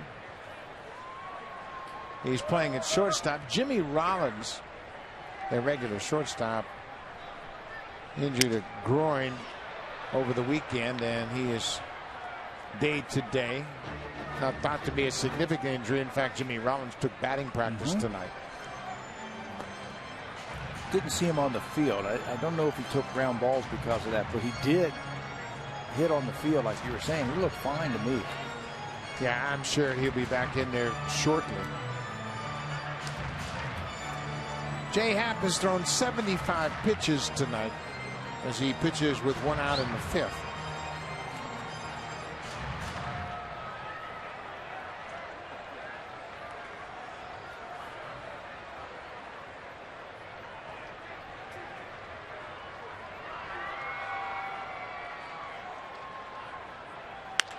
Ground ball. Nice hop for Chris Getz. 2 ground ball outs here in the 5th. Getz is into the game because Brett Lawrie strained a hamstring. He felt his hamstring tighten up on him on a ground ball up the middle, and he shut her down halfway to first, and he was removed for precautionary measures, and hopefully he'll be okay. It's unfortunate, as well as he has played all year long, and now the bat's really starting to come around, and hopefully that injury won't keep him out of the lineup. And there's a couple of lefties the next couple of nights that the Phillies will throw at the Blue Jays. It's always nice to face those lefties. Yeah, and that's what you'd really like, is to have your best right-handed lineup available. Brett Lawrie missed the game in Kansas City with a back issue. So hopefully these two aren't related. There's Cliff Lee, one of the left-handers the Blue Jays will face, and former Blue Jay A.J. Burnett to his right. Utley swings at that off-speed pitch, and Happ is ahead 0-2. Well, if Happ can have a quick inning now, might you push him out for the 6th? Maybe. If he has that quick inning, he's been averaging about 20 pitches per inning. But so far, so good. A couple of ground ball outs, and now he's ahead of Utley. That one got away from him way upstairs.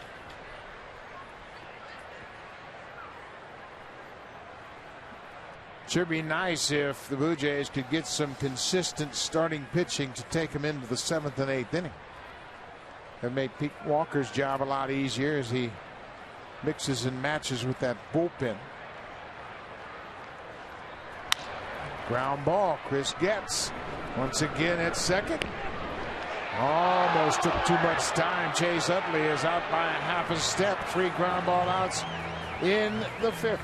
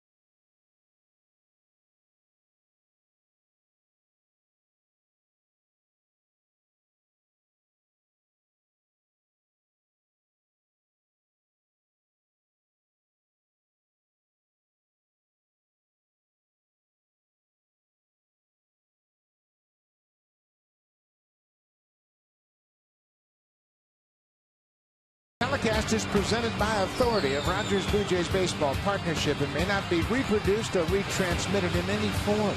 And the accounts and descriptions of this game may not be disseminated without the express written consent of Rogers Blue Jays Baseball Partnership. We are headed to the top of the 6th inning. Philly fans always here having a good time. After that last half inning, 3 ground ball outs for Jay Happ. He did a good job, had a quick inning. And then Pete Walker comes over and they talk for a job well done. Jay Happ gets congratulations from his teammate. It appears as though his night is done. There's the handshake from Mark Burley. Yeah, when players come over like that and get the handshake, that usually tells you that the night is over. Well, we'll see. He did finish up strong if he did. Died the last 5 batters he faced.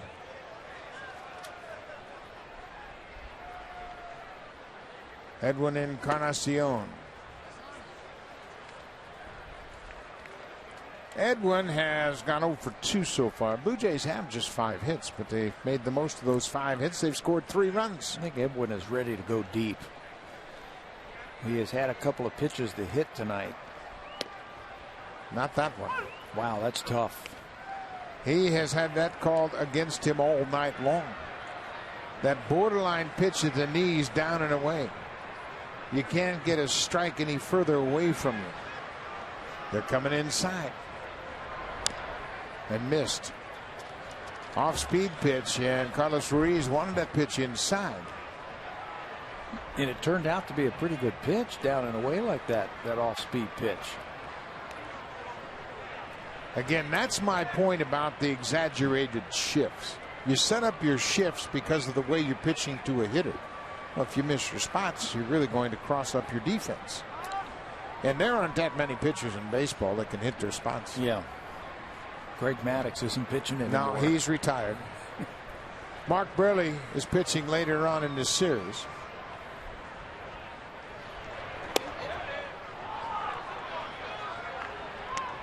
Burley will open the 2-game portion of this 4-game series in Toronto.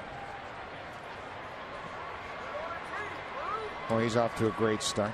Dustin McGowan had a great start yesterday, picking up his 2nd win of the season. Look at the pattern of pitches that Kendrick has thrown to Encarnacion. I mean, he just flirts with the edges. He's not challenging Edwin at all. You want to hit this one? Go ahead. It's going to be on your thumbs. And if you can reach that one down and away, go ahead. I'm not giving you anything in the middle. That second strike, really has set up this at bat nicely for him. Oh, he left one in the middle. Nice play by Nix. But he grabs it in foul territory, and that was a mistake. That was the pitch right there that we were looking for the home run. I told you he's got pitches now in 3 at bats to hit.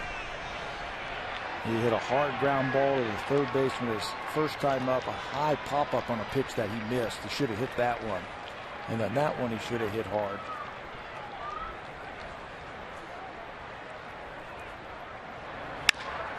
Bouncing ball. Utley on the shortstop side of second. Throws out Encarnacion. 1 down.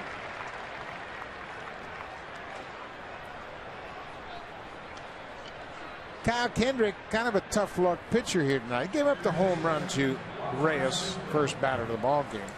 Then he gave up a second run in the first on a bloop fly ball down the left field line that was blown back into fair territory. That came off the bat of Juan Francisco. And then he walked Colby Rasmus to start the second, and Josh Thole hit a double into the alley in left center for the RBI. This is how his starts have been this whole year. He's allowed 3 earned runs or less in 4 of his 5 starts this year, and 2 earned runs or less in 3 of his 5 starts. He's still looking for a win. Thole's hit in the second is the last Blue Jay hit they've got. Check that. Colby Rasmus had the double off the wall in center. But since that double, just 1 base runner since the second inning.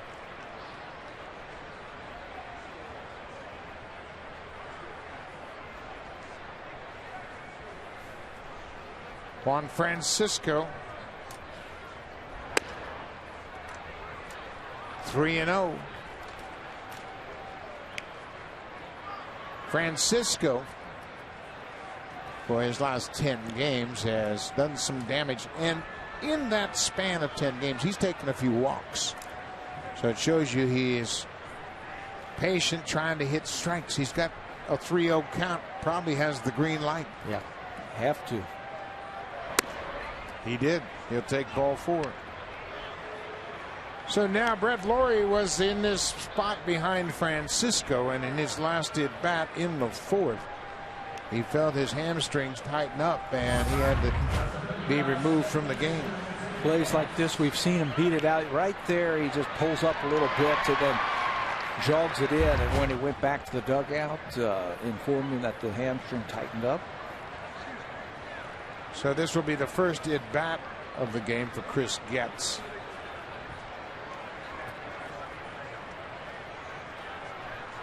Getz took over defensively in the bottom of the 4th.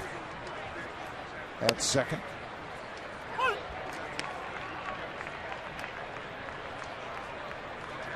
Getz is batting .333. He's got 4 hits and 12 at bats since coming up from AAA Buffalo.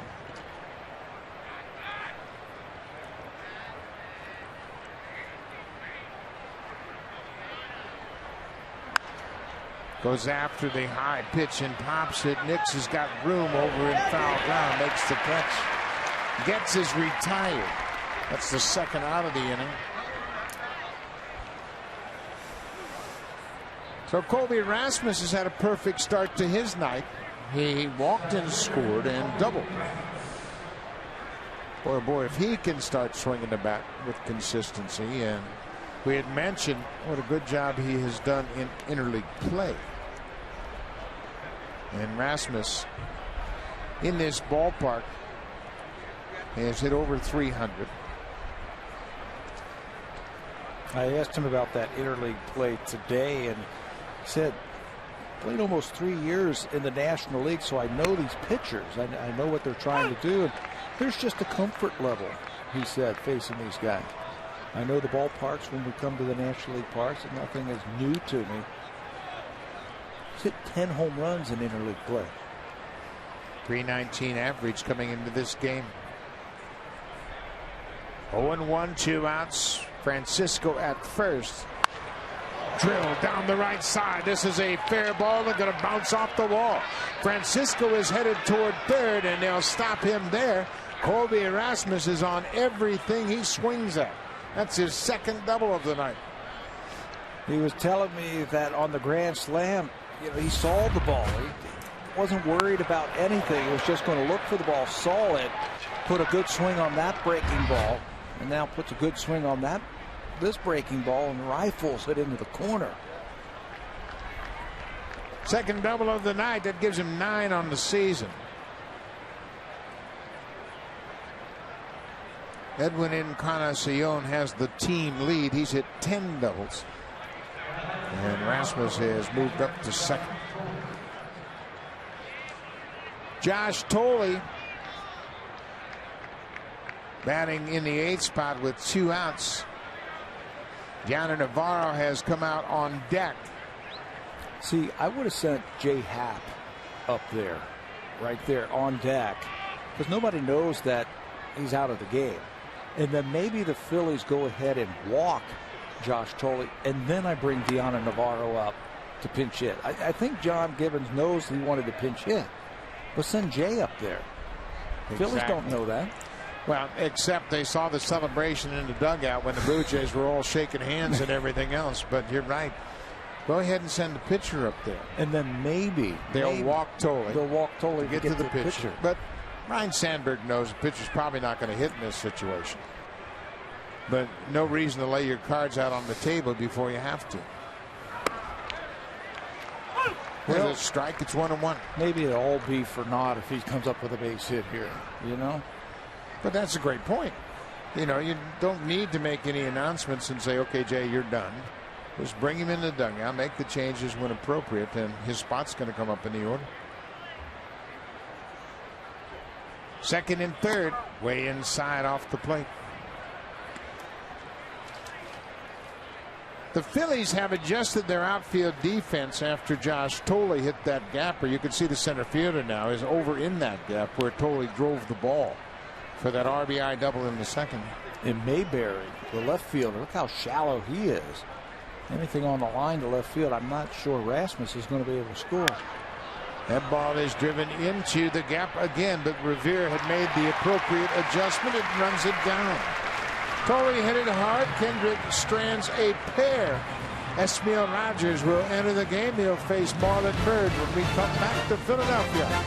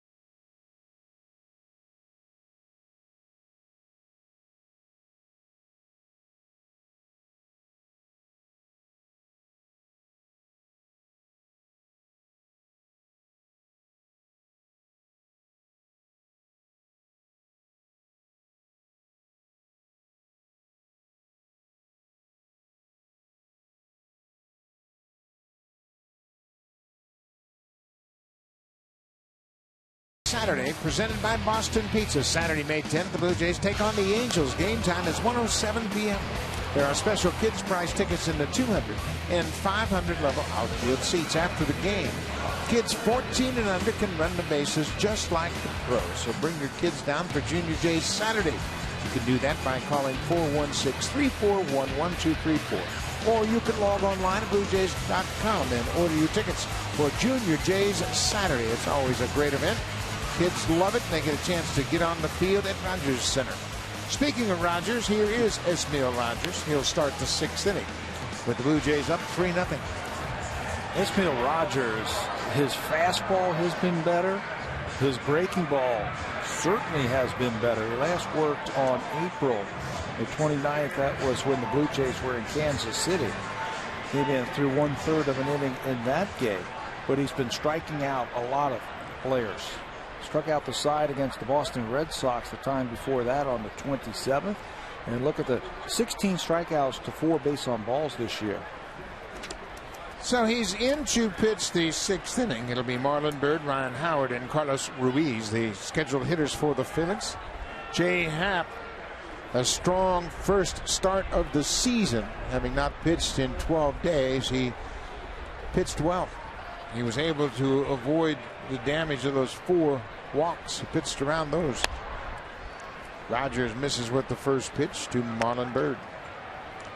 Byrd has been on base twice. He singled in the 2nd and walked in the 3rd. Marlon Byrd is from Georgia. He actually started at Georgia Tech and then transferred to a junior college in Georgia. That's where the Phillies drafted him out of. He was the 10th round pick of Philadelphia.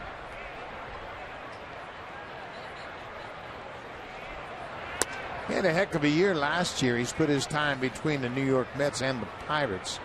Combined with those 2 ball clubs, he had 24 home runs, 35 doubles, and 5 triples.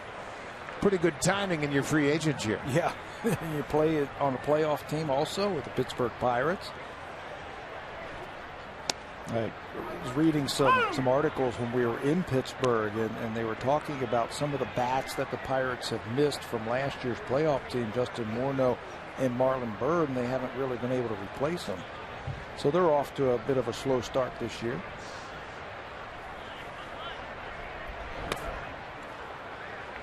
They've got a secret weapon, well, maybe not so secret, in Gregory Polanco, who's in AAA, and they expect him to add to their depth offensively once he gets a couple hundred at bats under his belt in AAA.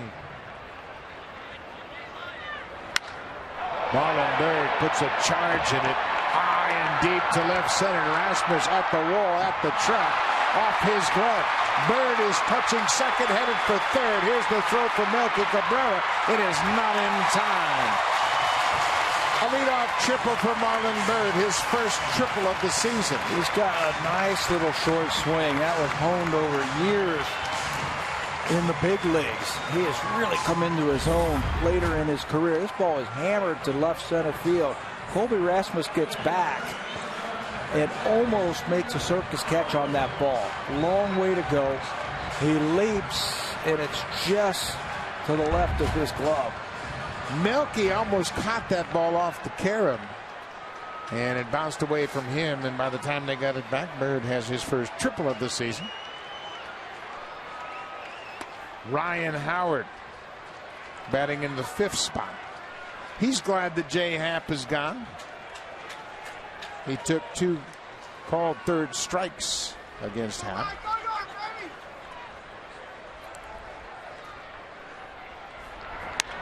There's a fly ball to right. Bautista's got a shot. He's loading up for the throw. Byrd tags. Here's the throw to home. It is in time. What a terrific throw by Jose Bautista. Bautista played it perfectly. He read it off the bat. He circled the ball and had all his momentum moving right toward home. He made a throw in Pittsburgh. Same type of play, but a little bit faster runner. Josh Harrison scored on that one. Same type of play. He gets behind it. Watch the momentum. He sets his feet. He comes in home, and he lets go of it quickly, and a perfect strike out at the plate. Marlon Byrd tries to come in the back door. Josh THOLE applies the tag, and that is a huge play. for the Blue Jays, and Esmil Rogers certainly loves that.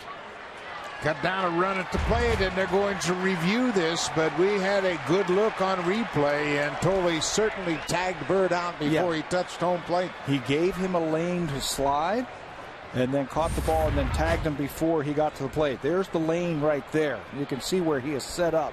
Plenty of room for him to reach the plate and out. Right there. No contest. This shouldn't take long. The ruling on the field is that the runner is out. It's under review in New York. They will look at that play, but you're right. When you look at every aspect of the concern, did he block the plate? No. Did he tag him? Yes. Did he tag him before he got to the plate? Yes. I think they're just surprised that Bautista was able to throw him out. That looked like it was going to be deep enough, far enough, but he got rid of it quickly, and he threw it accurately. That's the thing that was amazing, how accurate that throw was. Josh THOLE, all he had to do was catch and then tag the plate, or tag the runner.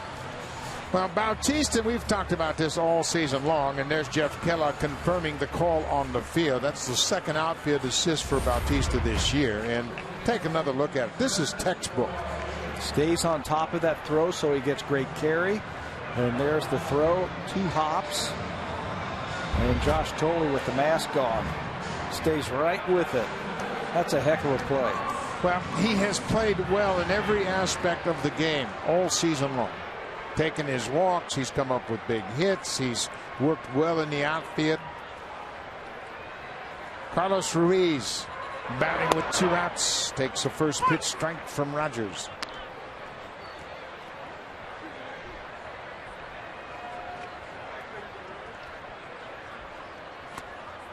Ball on the strike.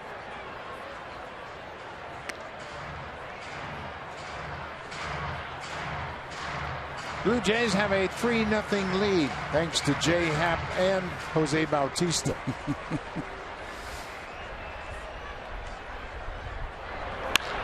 There's a base hit. Pass gets into right field. Carlos Ruiz with a 2-out single.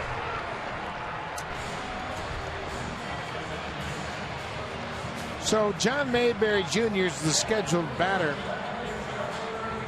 Dominic Brown is making his way toward home plate. He has been announced into the game. Aaron Loup is ready if need be. I don't think after that great play by Bautista they're going to pull him just yet. They want him to finish this inning so they can pinch hit for him next inning. They don't want to burn too many players for that one spot.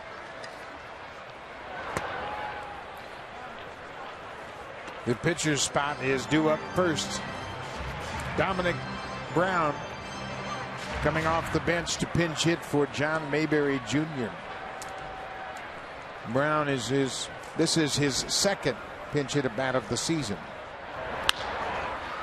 Fly ball to left. Melky Cabrera calls for it, makes the grab in front of Colby Erasmus. The Blue Jays cut down a runner at the plate on a terrific throw from Jose Bautista.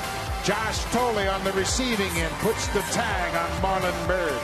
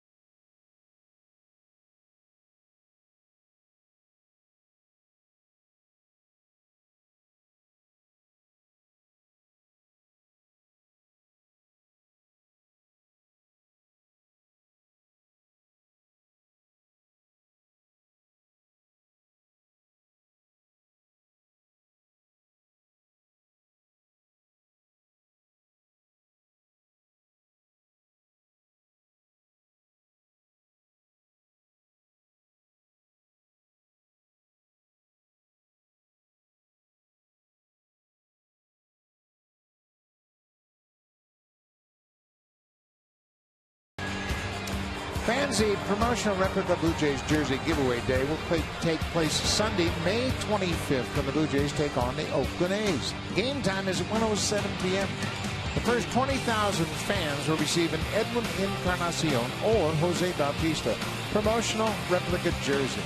Call the Blue Jays for tickets at 416-341-1234. Or you can log online at BlueJays.com and get your tickets for the promotional replica Blue Jays jersey giveaway day taking place Sunday, May 25th. Well, Esmil Rogers pitched the top half of the inning. Now he is going to hit in the top of the seventh. Dominic Brown came on to pinch hit for John Mayberry Jr., and he takes over in left field defensively. You know, you and I had a chance to rethink this one during the break. And the Blue Jays are working with a short bench to begin with. There's 4 players on the bench to start this game. Navarro is not feeling well. Brett Lawrie had to leave the ball game in the middle innings, and Getz is they only have 2 guys left on the bench. And Rogers was a former player, everyday player, at the beginning of his career. So John Gibbons is going to let him swing away. Yeah, Rogers can swing the bat. He played in the minor leagues. And it's a situation where, okay, we don't want to burn another body. So why not leave him in there? And he swings and just misses an extra base hit outside of third.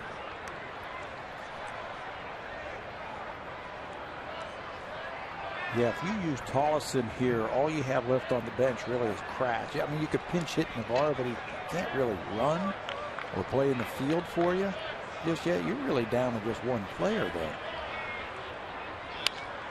There's a high fly ball to left. Dominic Brown over in the corner makes the catch. Rogers is retired. But you're right, you just can't afford to burn any more players. You don't know what's going to happen the rest of this game. Lawrie had to leave the game after his at bat in the 4th inning with a hamstring concern, tightness in his hamstring.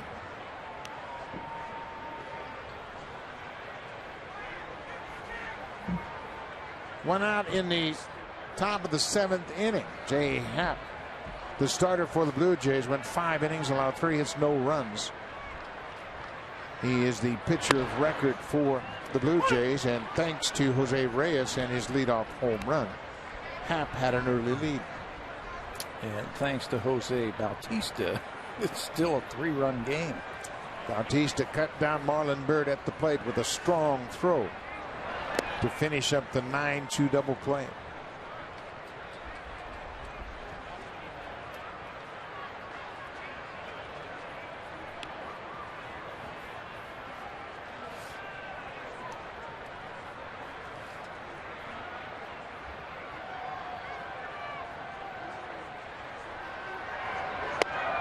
Blue Jays are just 2-4 on this road trip. They avoided sweeps in both Kansas City and Pittsburgh with wins in their final games. And John Gibbons had high expectations for this road trip, thinking, okay, we'll get out of the American League East for a while. Maybe we can make some hay. That's not been the case. Foul back. Before the game on Sunday at Pittsburgh, John Gibbons and Bob Stanley met with the relievers and had a private meeting with the relievers, and obviously nobody's telling anybody what was said in that, but you could imagine it is something to the effect of, hey fellas, we got to be better. As a unit, we have to be better. Stanley, of course, was a terrific relief pitcher in his day. He's in the Red Sox Hall of Fame for his career with Boston, and he's the bullpen coach, and he knows the responsibility is on the players. You're down there, you got to turn things around. Yeah, too many leads lost late for the Blue Jays.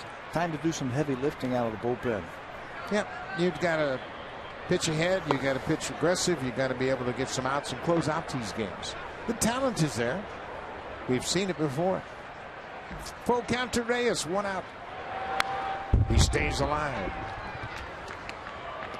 Jose Reyes, with that home run in the first, extends his lead. He has more hits against the Phillies than any active player. That was his 181st career hit against Philadelphia. He has played 10 seasons in the National League East, so they played the Philadelphia Phillies a lot. He takes a walk. So Reyes has reached base 3 times tonight. Jake Diekman, the hard-throwing left-hander, is loosening up. The Phillies have 3 left-handers in their bullpen. And Diekman is a rookie that throws hard. So Melky Cabrera, number 2 hitter in the Blue Jays lineup, with Bautista waiting on deck.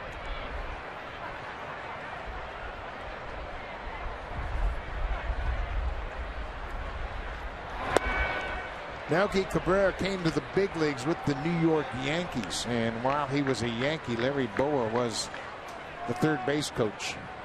Bowa really likes Melky Cabrera, really likes the way he plays. They had a chance to reunite here before this game today. Comes to work every day and works at his craft. He has a certain routine that he goes through every day, down in the batting cage or out on the field.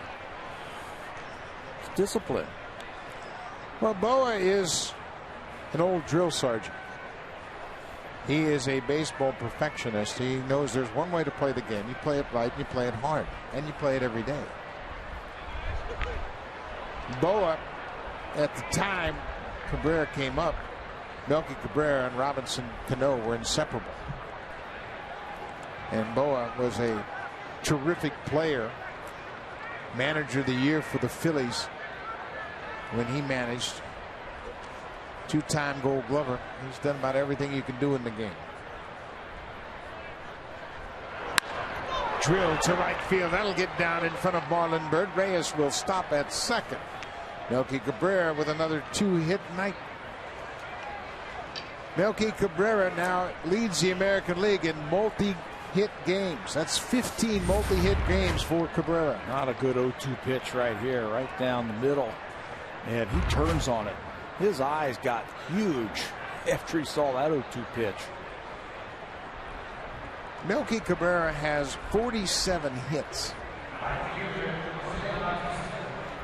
This is the Blue Jays' 32nd game, and Cabrera missed a game in Kansas City. They're the multi-game hit leaders. He's taking the lead over Alexei Ramirez and Mike Trout. We'll see Mike Trout in the next home series after the Phillies leave. Angels will be in for a 4-game series. Mike Trout, Albert Pujols, who's having a great start to his year. Can't wait to see him. 15 multi-hit games. We've only played, this is our 32nd game. Half of them have been multi-hit games for Melky.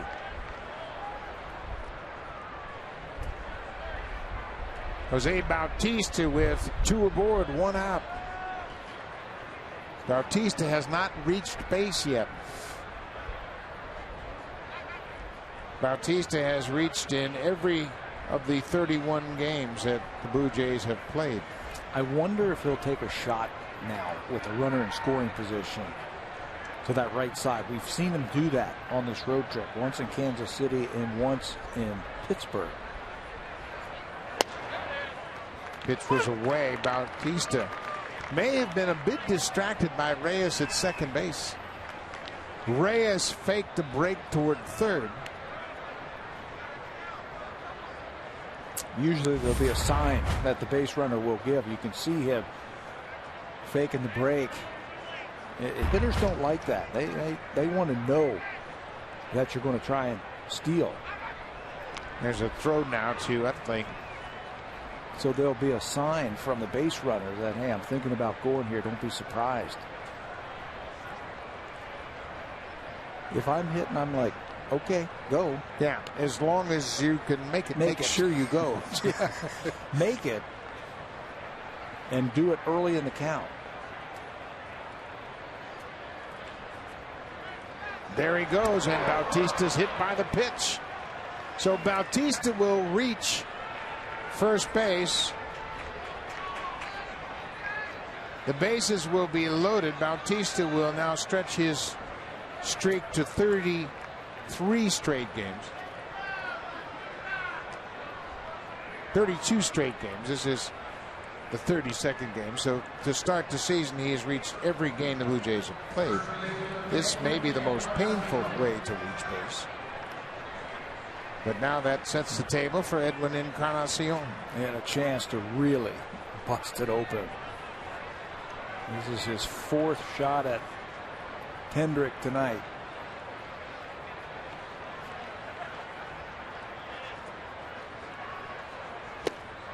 Downstairs, Edwin is really sizing up Kyle Kendrick. You can see him looking to lift that ball. He is at his best when he is really loading up on that back leg. Blue Jays have 2 grand slams so far this season. Brett Lawrie and Colby Erasmus.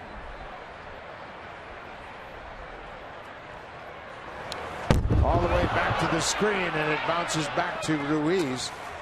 Reyes did a good job assessing the situation. When it bounced off the backstop, he thought better of it. Yeah, it came back too far and too quickly to Ruiz. Watch where this one hits. It doesn't get any glove on it, and it just ricochets right back to him. And Reyes, I think, does a good job of holding right there at third base. That's why you got to run with your head up. If it were lower in the batting order, you might risk it. Hey, he's clearly on the ropes right here, and you got your number 4 hitter up. Don't help him out. 3-0. Left-handed hitting Juan Francisco is on deck. The Phillies have Jake Diekman ready in their pen, the lefty. Blue Jays up 3-0.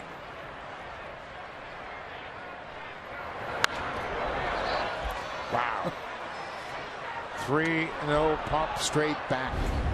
The Pitch Tracker is brought to you by Acer, official partner of the Toronto Blue Jays. I don't think John Gibbons has put the take onto any of his hitters in the last week or so with the 3-0 count. He says, you know what, let's get something going. Give them a chance to hit. That's going to build their confidence if they can swing 3-0. Here's the 3-1 pitch. Hit hard. Galvis at short to Utley at second, back to first, inning-ending double play. Kyle Kendrick gets out of it. A hot shot to the shortstop. 6-4-3 double play. We'll go to the bottom of the 7th.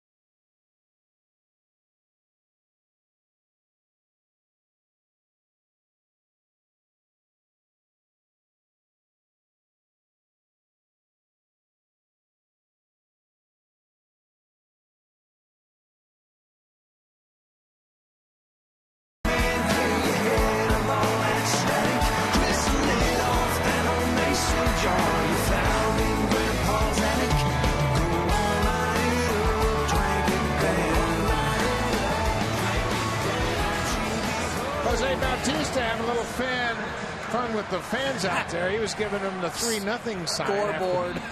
They were giving it to him for throwing out the runner at the plate, and he goes, hey, it's 3-0. You can say whatever you want. Beautiful night here in Philadelphia. It'll be 8-9-1 for the Phillies as they trail by 3. Batting in the bottom of the 7th, and the first man to step in is Tony Gwynn Jr. pinch hitting for Jason Nix. Esmil Rogers pitched the 6th inning and got that great throw from Jose Bautista to cut down Marlon Byrd at the plate. Rogers gave up a triple and a single, but no runs. But I'm worried after that missed opportunity last inning in the 7th. Bases loaded. Edwin Encarnacion at the plate. Tough to miss those on the road. Well, the Blue Jays have seen it throughout this road trip. Leave too many guys on base and the opponents come back late in the game. Happened in Pittsburgh a couple times. Happened in Kansas City. And you just can't afford it. And Jose Bautista, to his credit, he said, we're not about pointing fingers, and we're a team, and we lose as a team, and we win as a team. And we had opportunities to score more runs in all of those games. We didn't score enough runs, and unfortunately, the bullpen is going through a tough stretch right now, so it cost us. But nobody's pointing any fingers. But when you go back and look at the road trip overall, late innings have really been a problem. At the start, Kansas City scored 2 in the 7th and 6 in the 8th on Tuesday.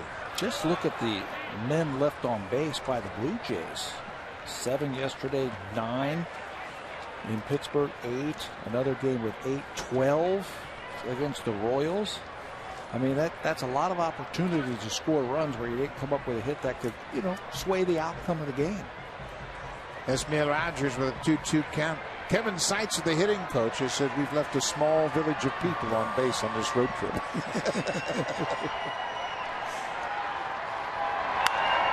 Tony Gwynn Jr. protects the outside corner and stays alive. Philly fanatic trying to rally the troops here in Philadelphia. Of course, Tony Gwynn Jr. is the son of the great Tony Gwynn. Jr. played at San Diego State as well, like his father. He was a Milwaukee draft choice, 2nd round 2003 by the Brewers. Spent parts of 3 seasons in Milwaukee, 2 seasons in San Diego, which really had to be a challenge. Yeah, he's got that famous number 19 on his back also. Cody Ashley is on deck, and Tony Gwynn will take the walk. So you walk the bottom part of the order, you're asking for trouble. And John Gibbons, he's already made the call. He stepped out of the dugout, made one step, and called for the left-hander. Cody Ashley has been announced into the game as a pinch hitter for the pitcher, Kyle Kendrick. And as soon as that announcement was made, John Gibbons signaled for the bullpen.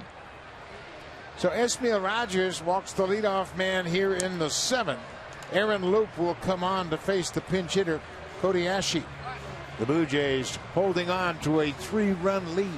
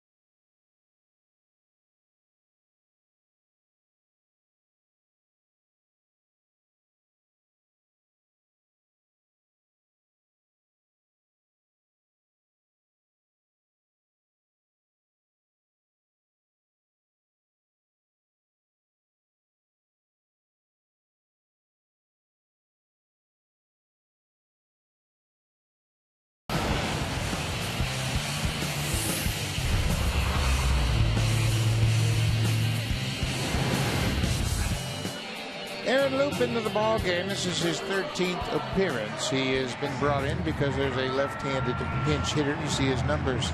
Left-handed hitters batting 150. Right-handers not faring any better at all. Another lefty right behind him. Aaron worked a couple of days ago, and he's going to have to do what he's done well this year. Strand inherited runners. Just one of them have scored in 11 attempts this year.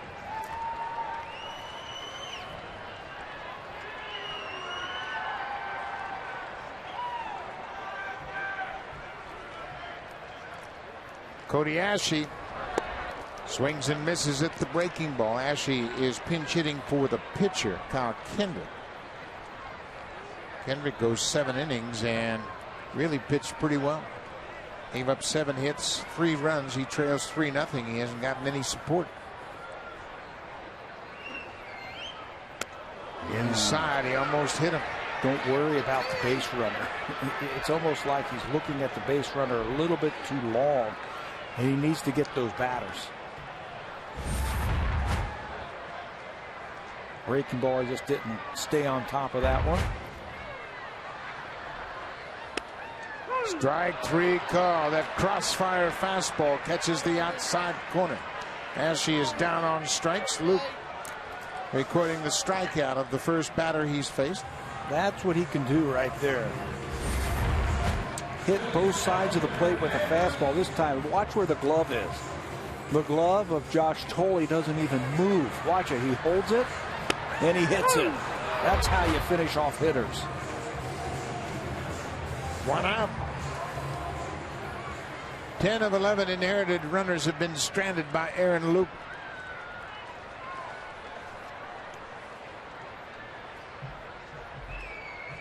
Ben Revere. Loup has made you scratch your head a couple of times this year. He had the tough outing in Cleveland in which he gave up the bases clearing double to David Murphy after walking the bases loaded. There's a base hit. Ben Revere slaps it through the left side. So that base hit will bring the tying run to the plate. Ben Revere's second hit of the night. Finish off that thought. Then in Kansas City, Aaron was awesome in that game. I believe it was 2 1/3 innings. He might have been 2 2/3, 7 up, 7 down, and then pitched a couple of days ago where he gave up a few runs. Just a little bit inconsistent right now. On Saturday in Pittsburgh, he worked an inning. He was charged with 3 runs on 4 hits. Freddie Galvis.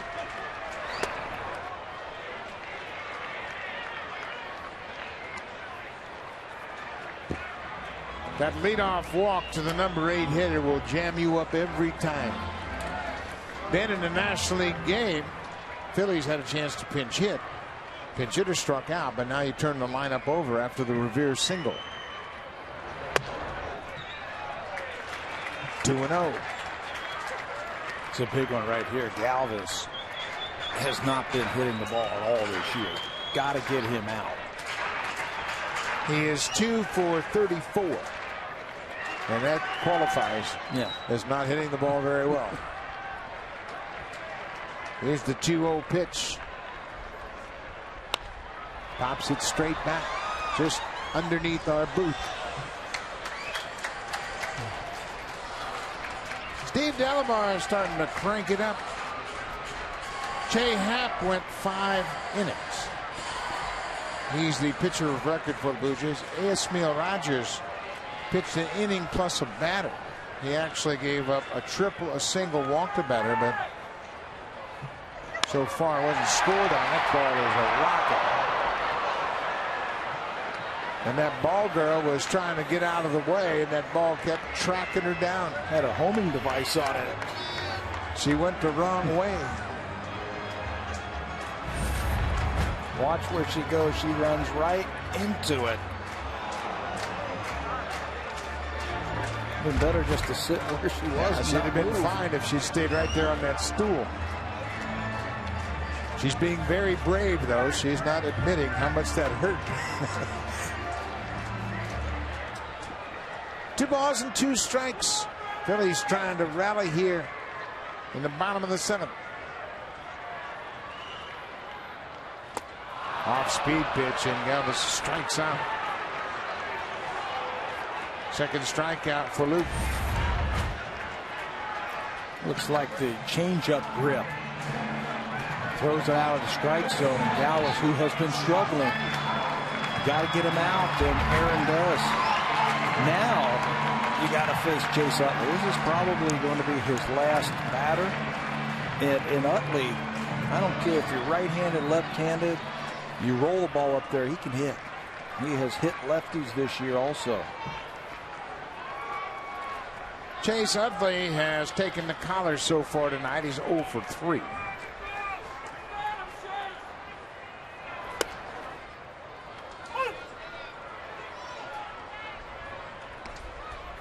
Utley, a .343 average against lefty pitching, with a couple of home runs this year, so he stays on those lefties. Aaron Loop's windup and delivery is not going to affect Utley. He's not going to give ground with that front shoulder. Utley hit .284 last year with 18 home runs. Tried to stay in on that breaking ball and was out in front. Loop is ahead 0-2. Utley has driven in 100 runs in 4 different seasons.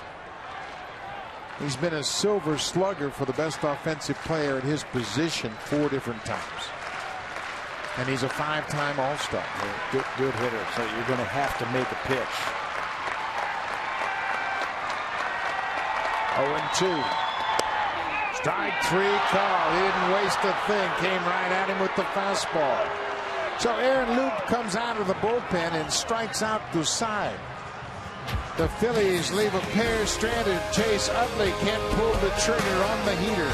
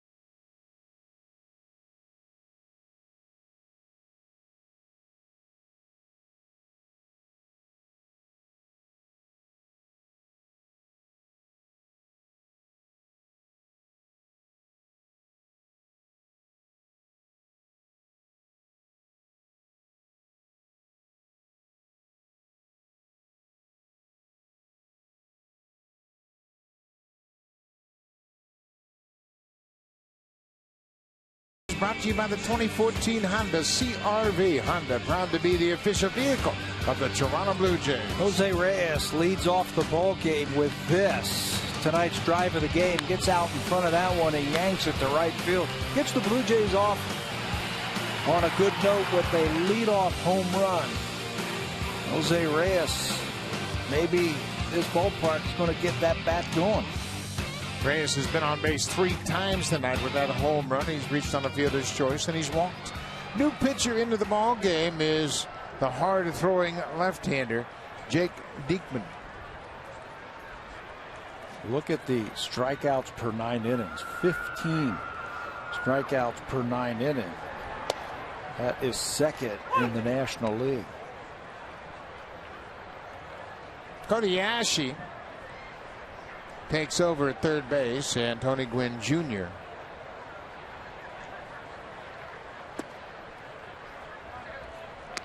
They both came on as pinch hitters.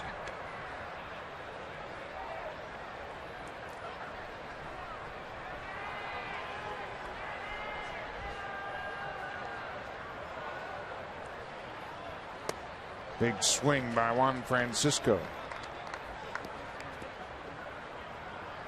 Diekman throws hard, and you said that before. He's also got a nice little slider that he will show those lefties. Lefties hitting just 102 against them.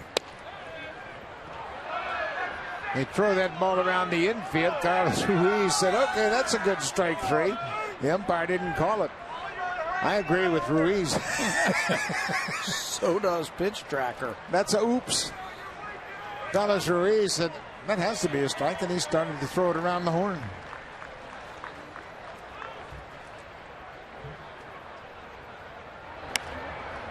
Well, he's got a good arm, doesn't he? 97 miles an hour. Diekman is 27 years old. He's got parts of the last 2 seasons with the Phillies. Came up in 2012 and made 32 appearances. Last year he got into 45 games.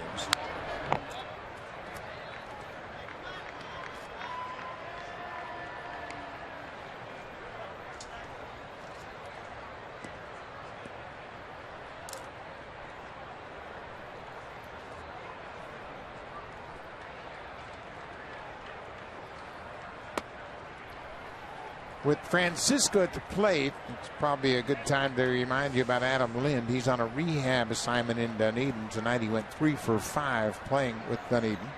Hit 2 doubles, had an RBI, and scored a pair of runs.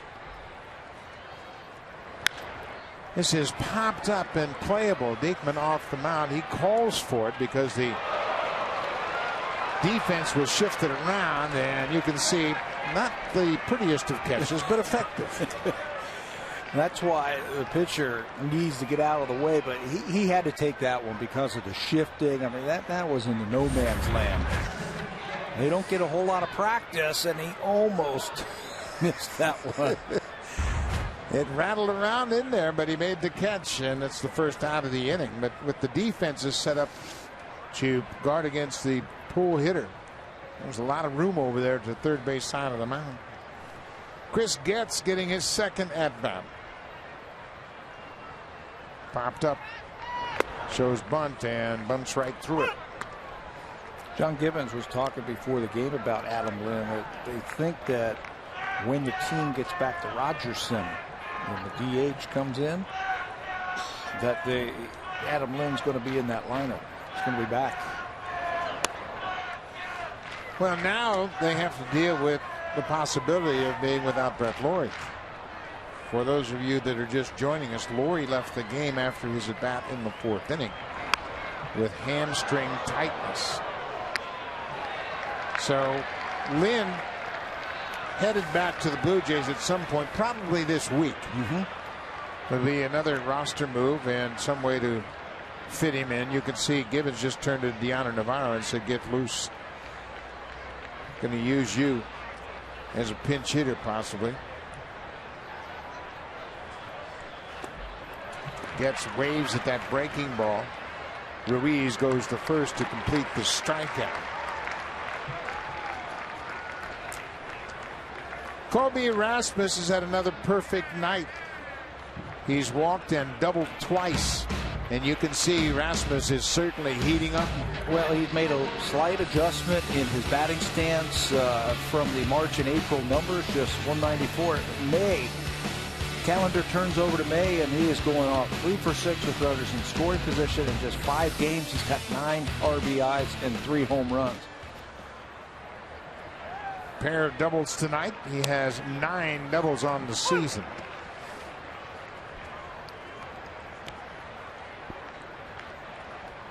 Average up to 232.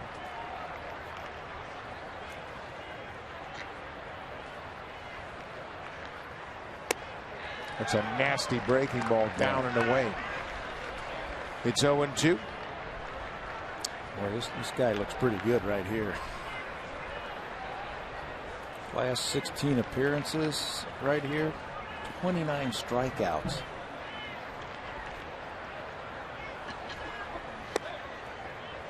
He's a 30th round pick.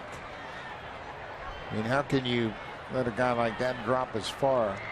6'4", hard throwing left-hander, and he hangs around to the 30th round. Yeah. Develop late. Maybe he finds better grip on that slider because that looks nasty. Began his career as a starter. He signed and went to the Phillies Gulf Coast League team in 2007. Finished up in Williamsport Rookie League. Next year he jumped to A-ball. Spent 3 years in Lakewood in the South Atlantic League. There's a nasty pitch on the outside corner. 3 up, 3 down inning for Jake Dukeman. With a couple of strikeouts. We've played 7.5 here in Philadelphia. The Blue Jays have a 3-0 lead. Now it's time for a Blue Jays Central update. Here's Jamie Campbell and Greg Zohar.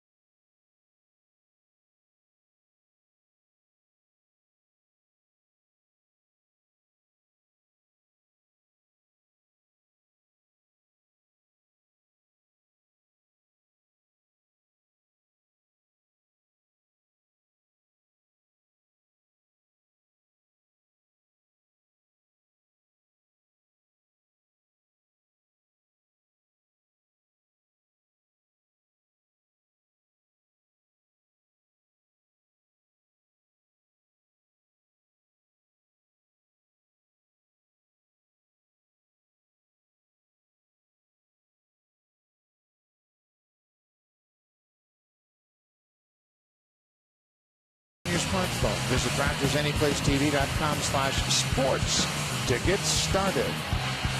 It's been a good night for the Blue Jays here in Philadelphia. Steve Delabar will be the 4th Blue Jay pitcher to work tonight. He will come in to start the 8th inning to the cleanup man, Marlon Byrd. Picked up a hold the last time he was on the mound. That was in Pittsburgh 3 nights ago. An inning, a couple of hits. There are his numbers in 14 games this year. His fastball seems to be finding the strike zone a little bit better his last couple of outings. So we're in the bottom of the 8th inning, and this has been a tense time for the Blue Jays. Their bullpen has coughed up some leads. Delabar in relief of Aaron Luke, who relieved Esmil Rogers. Upstairs, and Delabar's problem seemed to be his fastball command. He was an all-star a year ago and had a terrific season. The stuff hasn't changed. Yep, everything comes off of the fastball for him, and when he's throwing that consistently in the strike zone, he's nasty. He gets called there. That evens the count at 1-1. Marlon Byrd's had a perfect night. A single, a triple, and a walk. He was thrown out at home plate in the 6th by Jose Bautista to end a 9-2 double play.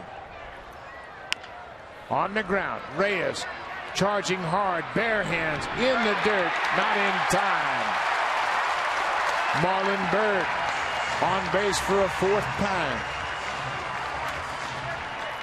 John Gibbons, they're going to give this one a look. He bare hands it. If he throws it on a fly, he gets him. But it bounces. And that's going to be an interesting call right there. Edwin couldn't go out to get that one because of where it was thrown. And he's going to win this challenge. If he gets that replay right there, he'll win the challenge. The foot is in the air. He got the thumbs up from the dugout. Jeff Kellogg, the crew chief and first base umpire, says let's go to the replay. So the Blue Jays, I think they're still looking for their first win, aren't they? Yeah, 0-6 so far this year. This one looks like they might win it. Yep. Marlon Byrd is ruled safe on the field, and it's under review. It would be Bird's third hit of the night. I think Bird's going to lose this hit. Yes, I do too. They have to have instance where the ball is in the glove, and that one shot we have where the ball went into the glove from that one shot. I think this is it right here. Watch, Edwin stretches out in the glove, right? It's in the glove? In the glove, the foot is in the air over the bag. So the umpires are about ready to pull the headsets off. Jeff Kellogg is the home plate umpire, and there's the outside. Marlon Byrd is out. So John Gibbons has won a review. And he's smiling. Hey, we finally got one. Out of the way, Gibby. Good job, everybody. And that's a big out. Yes, it is. Leadoff single in the 8th off the books. It'll be a 6-3 ground out.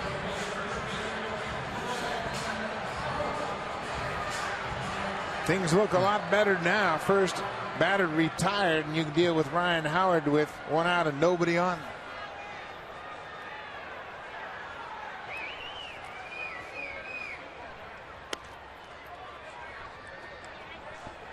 They're going to switch the shift now, as Juan Francisco was in deep right, and he has just been flip-flopped with Chris Getz.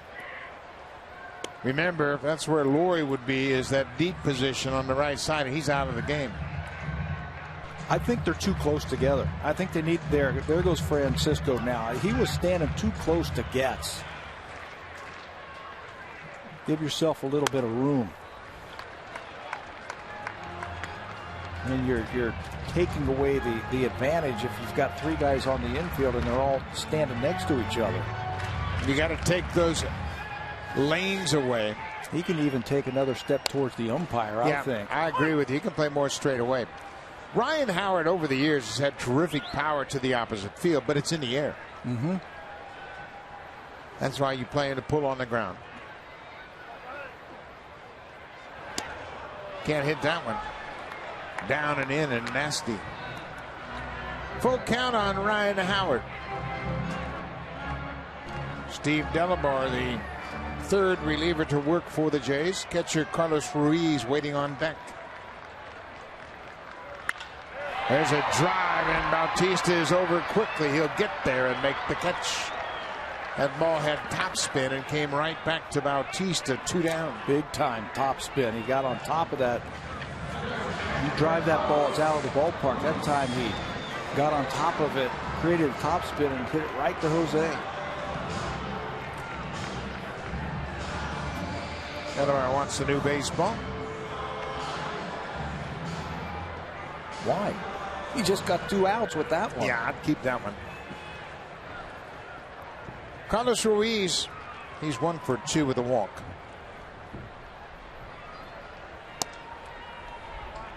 Pulled that ball way out of the zone, down and away.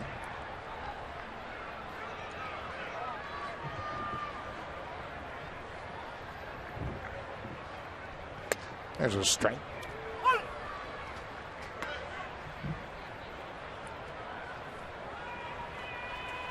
Blue Jays scored 2 in the first, 1 in the second, and that's been it. That's been the entire extent of the scoring for both clubs tonight. Blue Jays lead it 3-0, bottom of the 8th inning.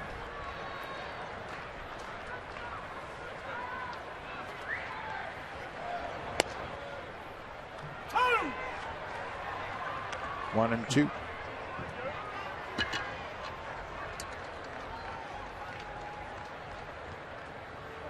Blue Jays working on a shutout. They've already had 4 shutouts this year. They've been shut out 1 time. It'd be nice to get this guy right here. And then you probably see Brett Cecil with the 3 left-handers at the bottom of the lineup for the Phillies. That's a great point. You can use Cecil to match up bottom of the order. Dominic Brown, Tony Gwynn, Cody Ashley. That's what Gibby said he's going to do now. He's going to match up if there is a save situation. That just cries for Brett Cecil. Ripped into center field by Carlos Ruiz. His second hit of the night comes with 2 outs in the 8th.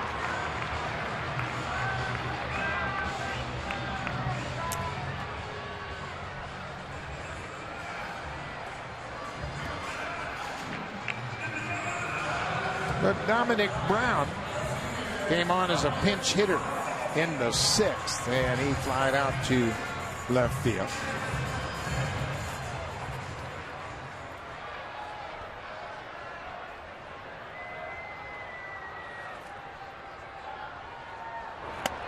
Again, another fastball well off the mark, and Josh Thole is going to go to the mound and have a chat.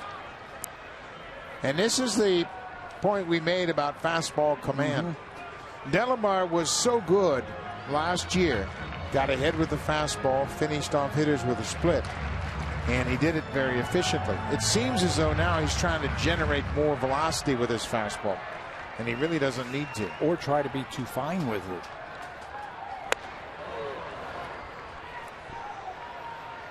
You talk about it in relationship to Colby Rasmus when he tenses up and tries too hard, the bat slows down. It's the same for a pitcher. When you try to generate more velocity, your arm becomes tense and really stiff through your delivery, and you lose velocity.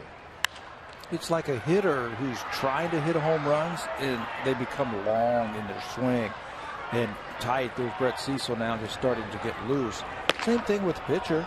You try to reach back, you're actually slower. Your arm speed is slower.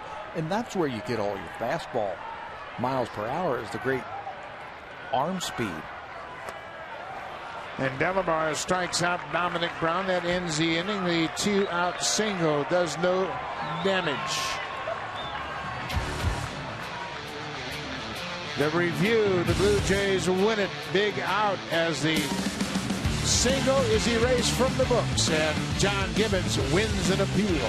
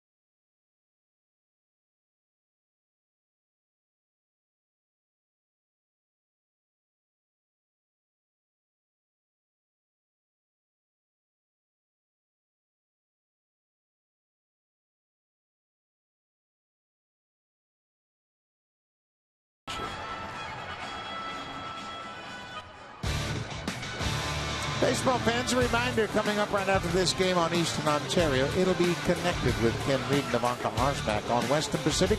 More baseball. The New York Yankees are in Anaheim to take on the Angels.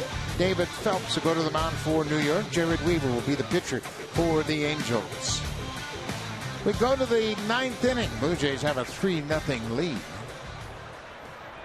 It'll be 8-9-1 for the Blue Jays. Josh Thole in the pitcher's spot, and Deanna Navarro has come out on deck. Josh Thole had an RBI double in the 2nd. Blue Jays scored 2 in the first, 1 in the second, and that has been it. The hits are even now. It's 7 apiece. Thole takes a mighty hack and has fallen behind 0-2. Jake Diekman pitched the 8th inning and struck out 2. He got Chris Getz and Colby and RASMUS. Retired the side in order.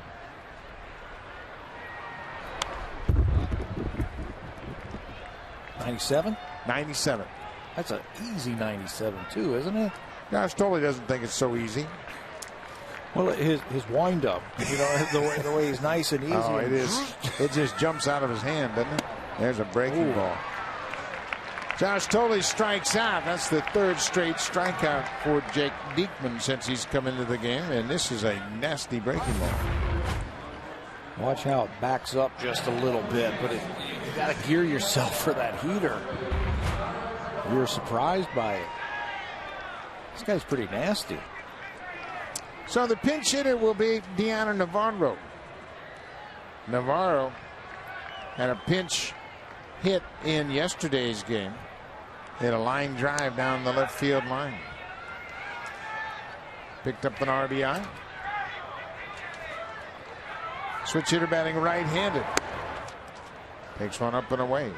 Navarro's been dealing with a sore right quad muscle. He injured that catching in Kansas City. He has not played since. He came out of the final game in Kansas City. Missed all 3 games in Pittsburgh except for that pinch hitting appearance yesterday. And we saw him run down to first base. It wasn't very good, but we were talking to the Blue Jays afterwards, and he got directions from John Gibbons. Do not overextend yourself. If you get a base hit, just jog it. Take it easy down to first base. You don't want to aggravate it. Here he bounces it to second, and he's just jogging up the first baseline.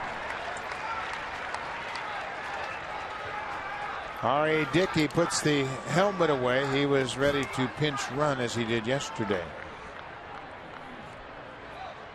Not necessary now. 2 outs.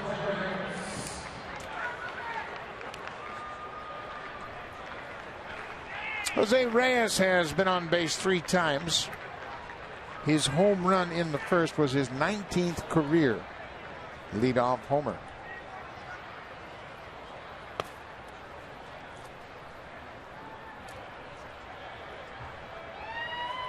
Brett Cecil is standing ready in the bullpen. Tony Gwynn, Cody Ashe, and then the pitcher's spot. 8, 9, and 1 for Philadelphia.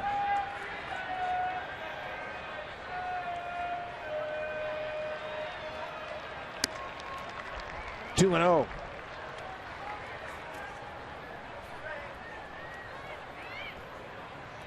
Reyes homered, reached on a fielder choice, and then walked. He's been on base 3 of the 4 plate appearances tonight. Takes a strike.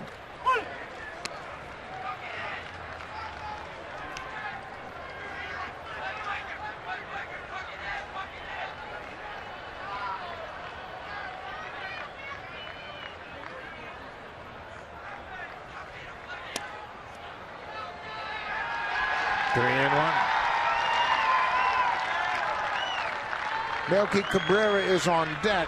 Cabrera has gone 2 for 4 tonight. He gets 2 hits every night. Yeah, just mark it down before the game even starts. Reyes lifts it high into the outfield grass. Utley behind second. Makes the catch. Diekman is perfect. Retires all 6 batter he faced. Brett Cecil walking down the stairs. He'll come on trying to protect this Blue Jays lead.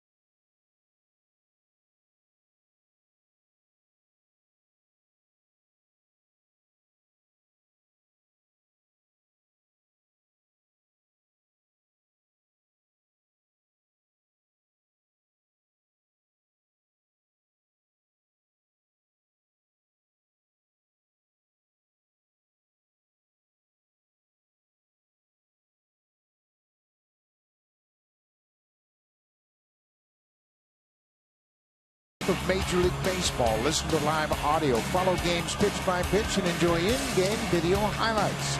The app is available on the iPhone, iPad, iPod Touch, Android, and BlackBerry. Season-long subscription packages are available.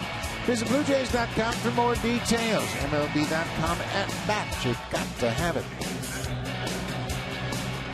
So Brett Cecil is into the ball game. He's got a couple of lefties, Tony Gwynn Jr. and Cody Ashley, then the pitcher spot. Here are his numbers this year. 0-2 with a .395 earned run average. He's also had 8 holds, which is first in the American League. He is second in the AL with those 23 strikeouts that you see there, and he's 1 for 2 in saves this year.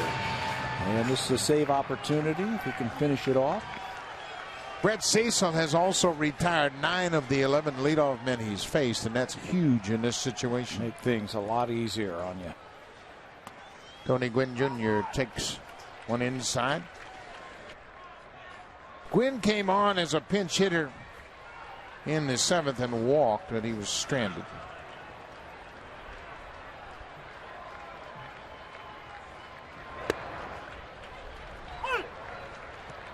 One and one to Tony Gwynn Jr.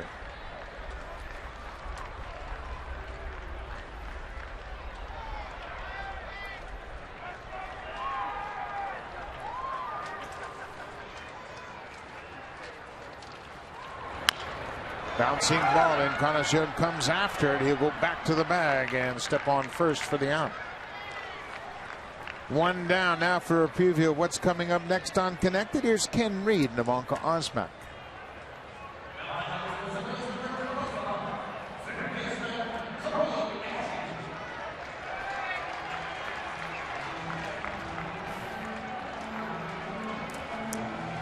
Thank you, Ken, and make sure you tune in right after this ball game for Connected.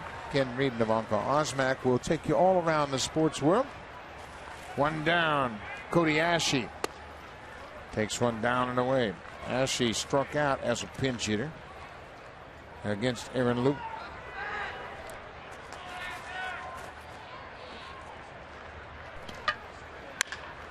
Ground ball past Edwin Encarnacion into right field. Took a wicked hop as Edwin was playing it to the backhand side. It's a base hit for Cody Ashley. That ball was hit hard. Edwin looked like he tried to get down to smother it. And keeping it from just knock it down because it's an easy throw over to first base. You see him get down, and the ball stayed down on him. Just can't come up with it. Cody Ashley's aboard with a single. Jimmy Rollins, the starting shortstop, the switch hitter, is batting right-handed. He's on as a pinch hitter in the pitcher's spot. He goes after the first pitch and pulls it foul. Rollins was lifted in the game against the Astros with a bit of a groin issue. Obviously, it's not a real problem. He's able to pinch hit. We saw him take batting practice today, and we thought he might be available.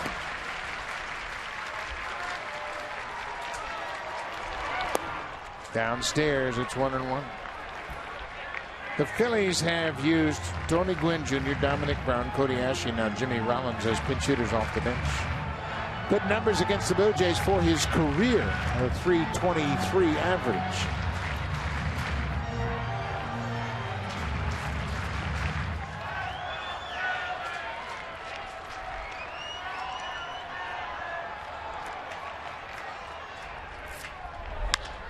It's a high pop fly into shallow center. Rasmus is there. He makes the catch. The Phillies are down to their final out. Freddie Galvis, the shortstop, starting in place of Jimmy Rollins, will try to keep things alive. And again, just like his last time when he came up and Aaron Luke struck him out, got to get this guy in the ball game. Don't even give him a chance to send up Chase Utley.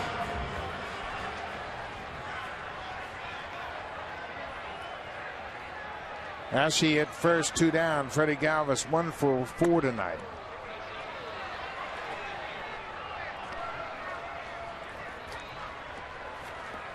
That runner at first base means nothing, so no chance. You don't want to be holding him on. taking all the way. Galvis takes a strike, 1-1. Jay Happ is the pitcher of record. He went 5 innings, scattered 3 hits over his 5 innings, didn't allow a run, walked 4, and struck out 2. Cut on and missed.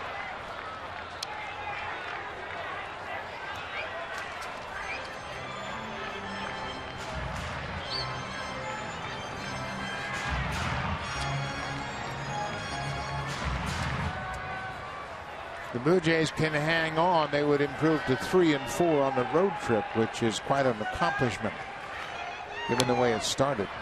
Runner was going. The ball is fouled off. That run doesn't mean anything right there. Everyone playing behind him.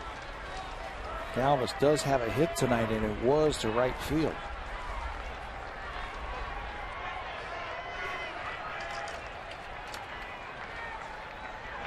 Cut on and miss. That's the ball game. THOLE has to throw to first to end the game. Galvis is struck out. Cecil comes on, gives up a single, and picks up the save for Jay Happ. It looked like it was going to be a blowout. Blue Jays got 3 runs in the first 2 innings. Kyle Kendrick settled down. Jay Happ throws 5 shutout innings. The bullpen takes it home the rest of the way.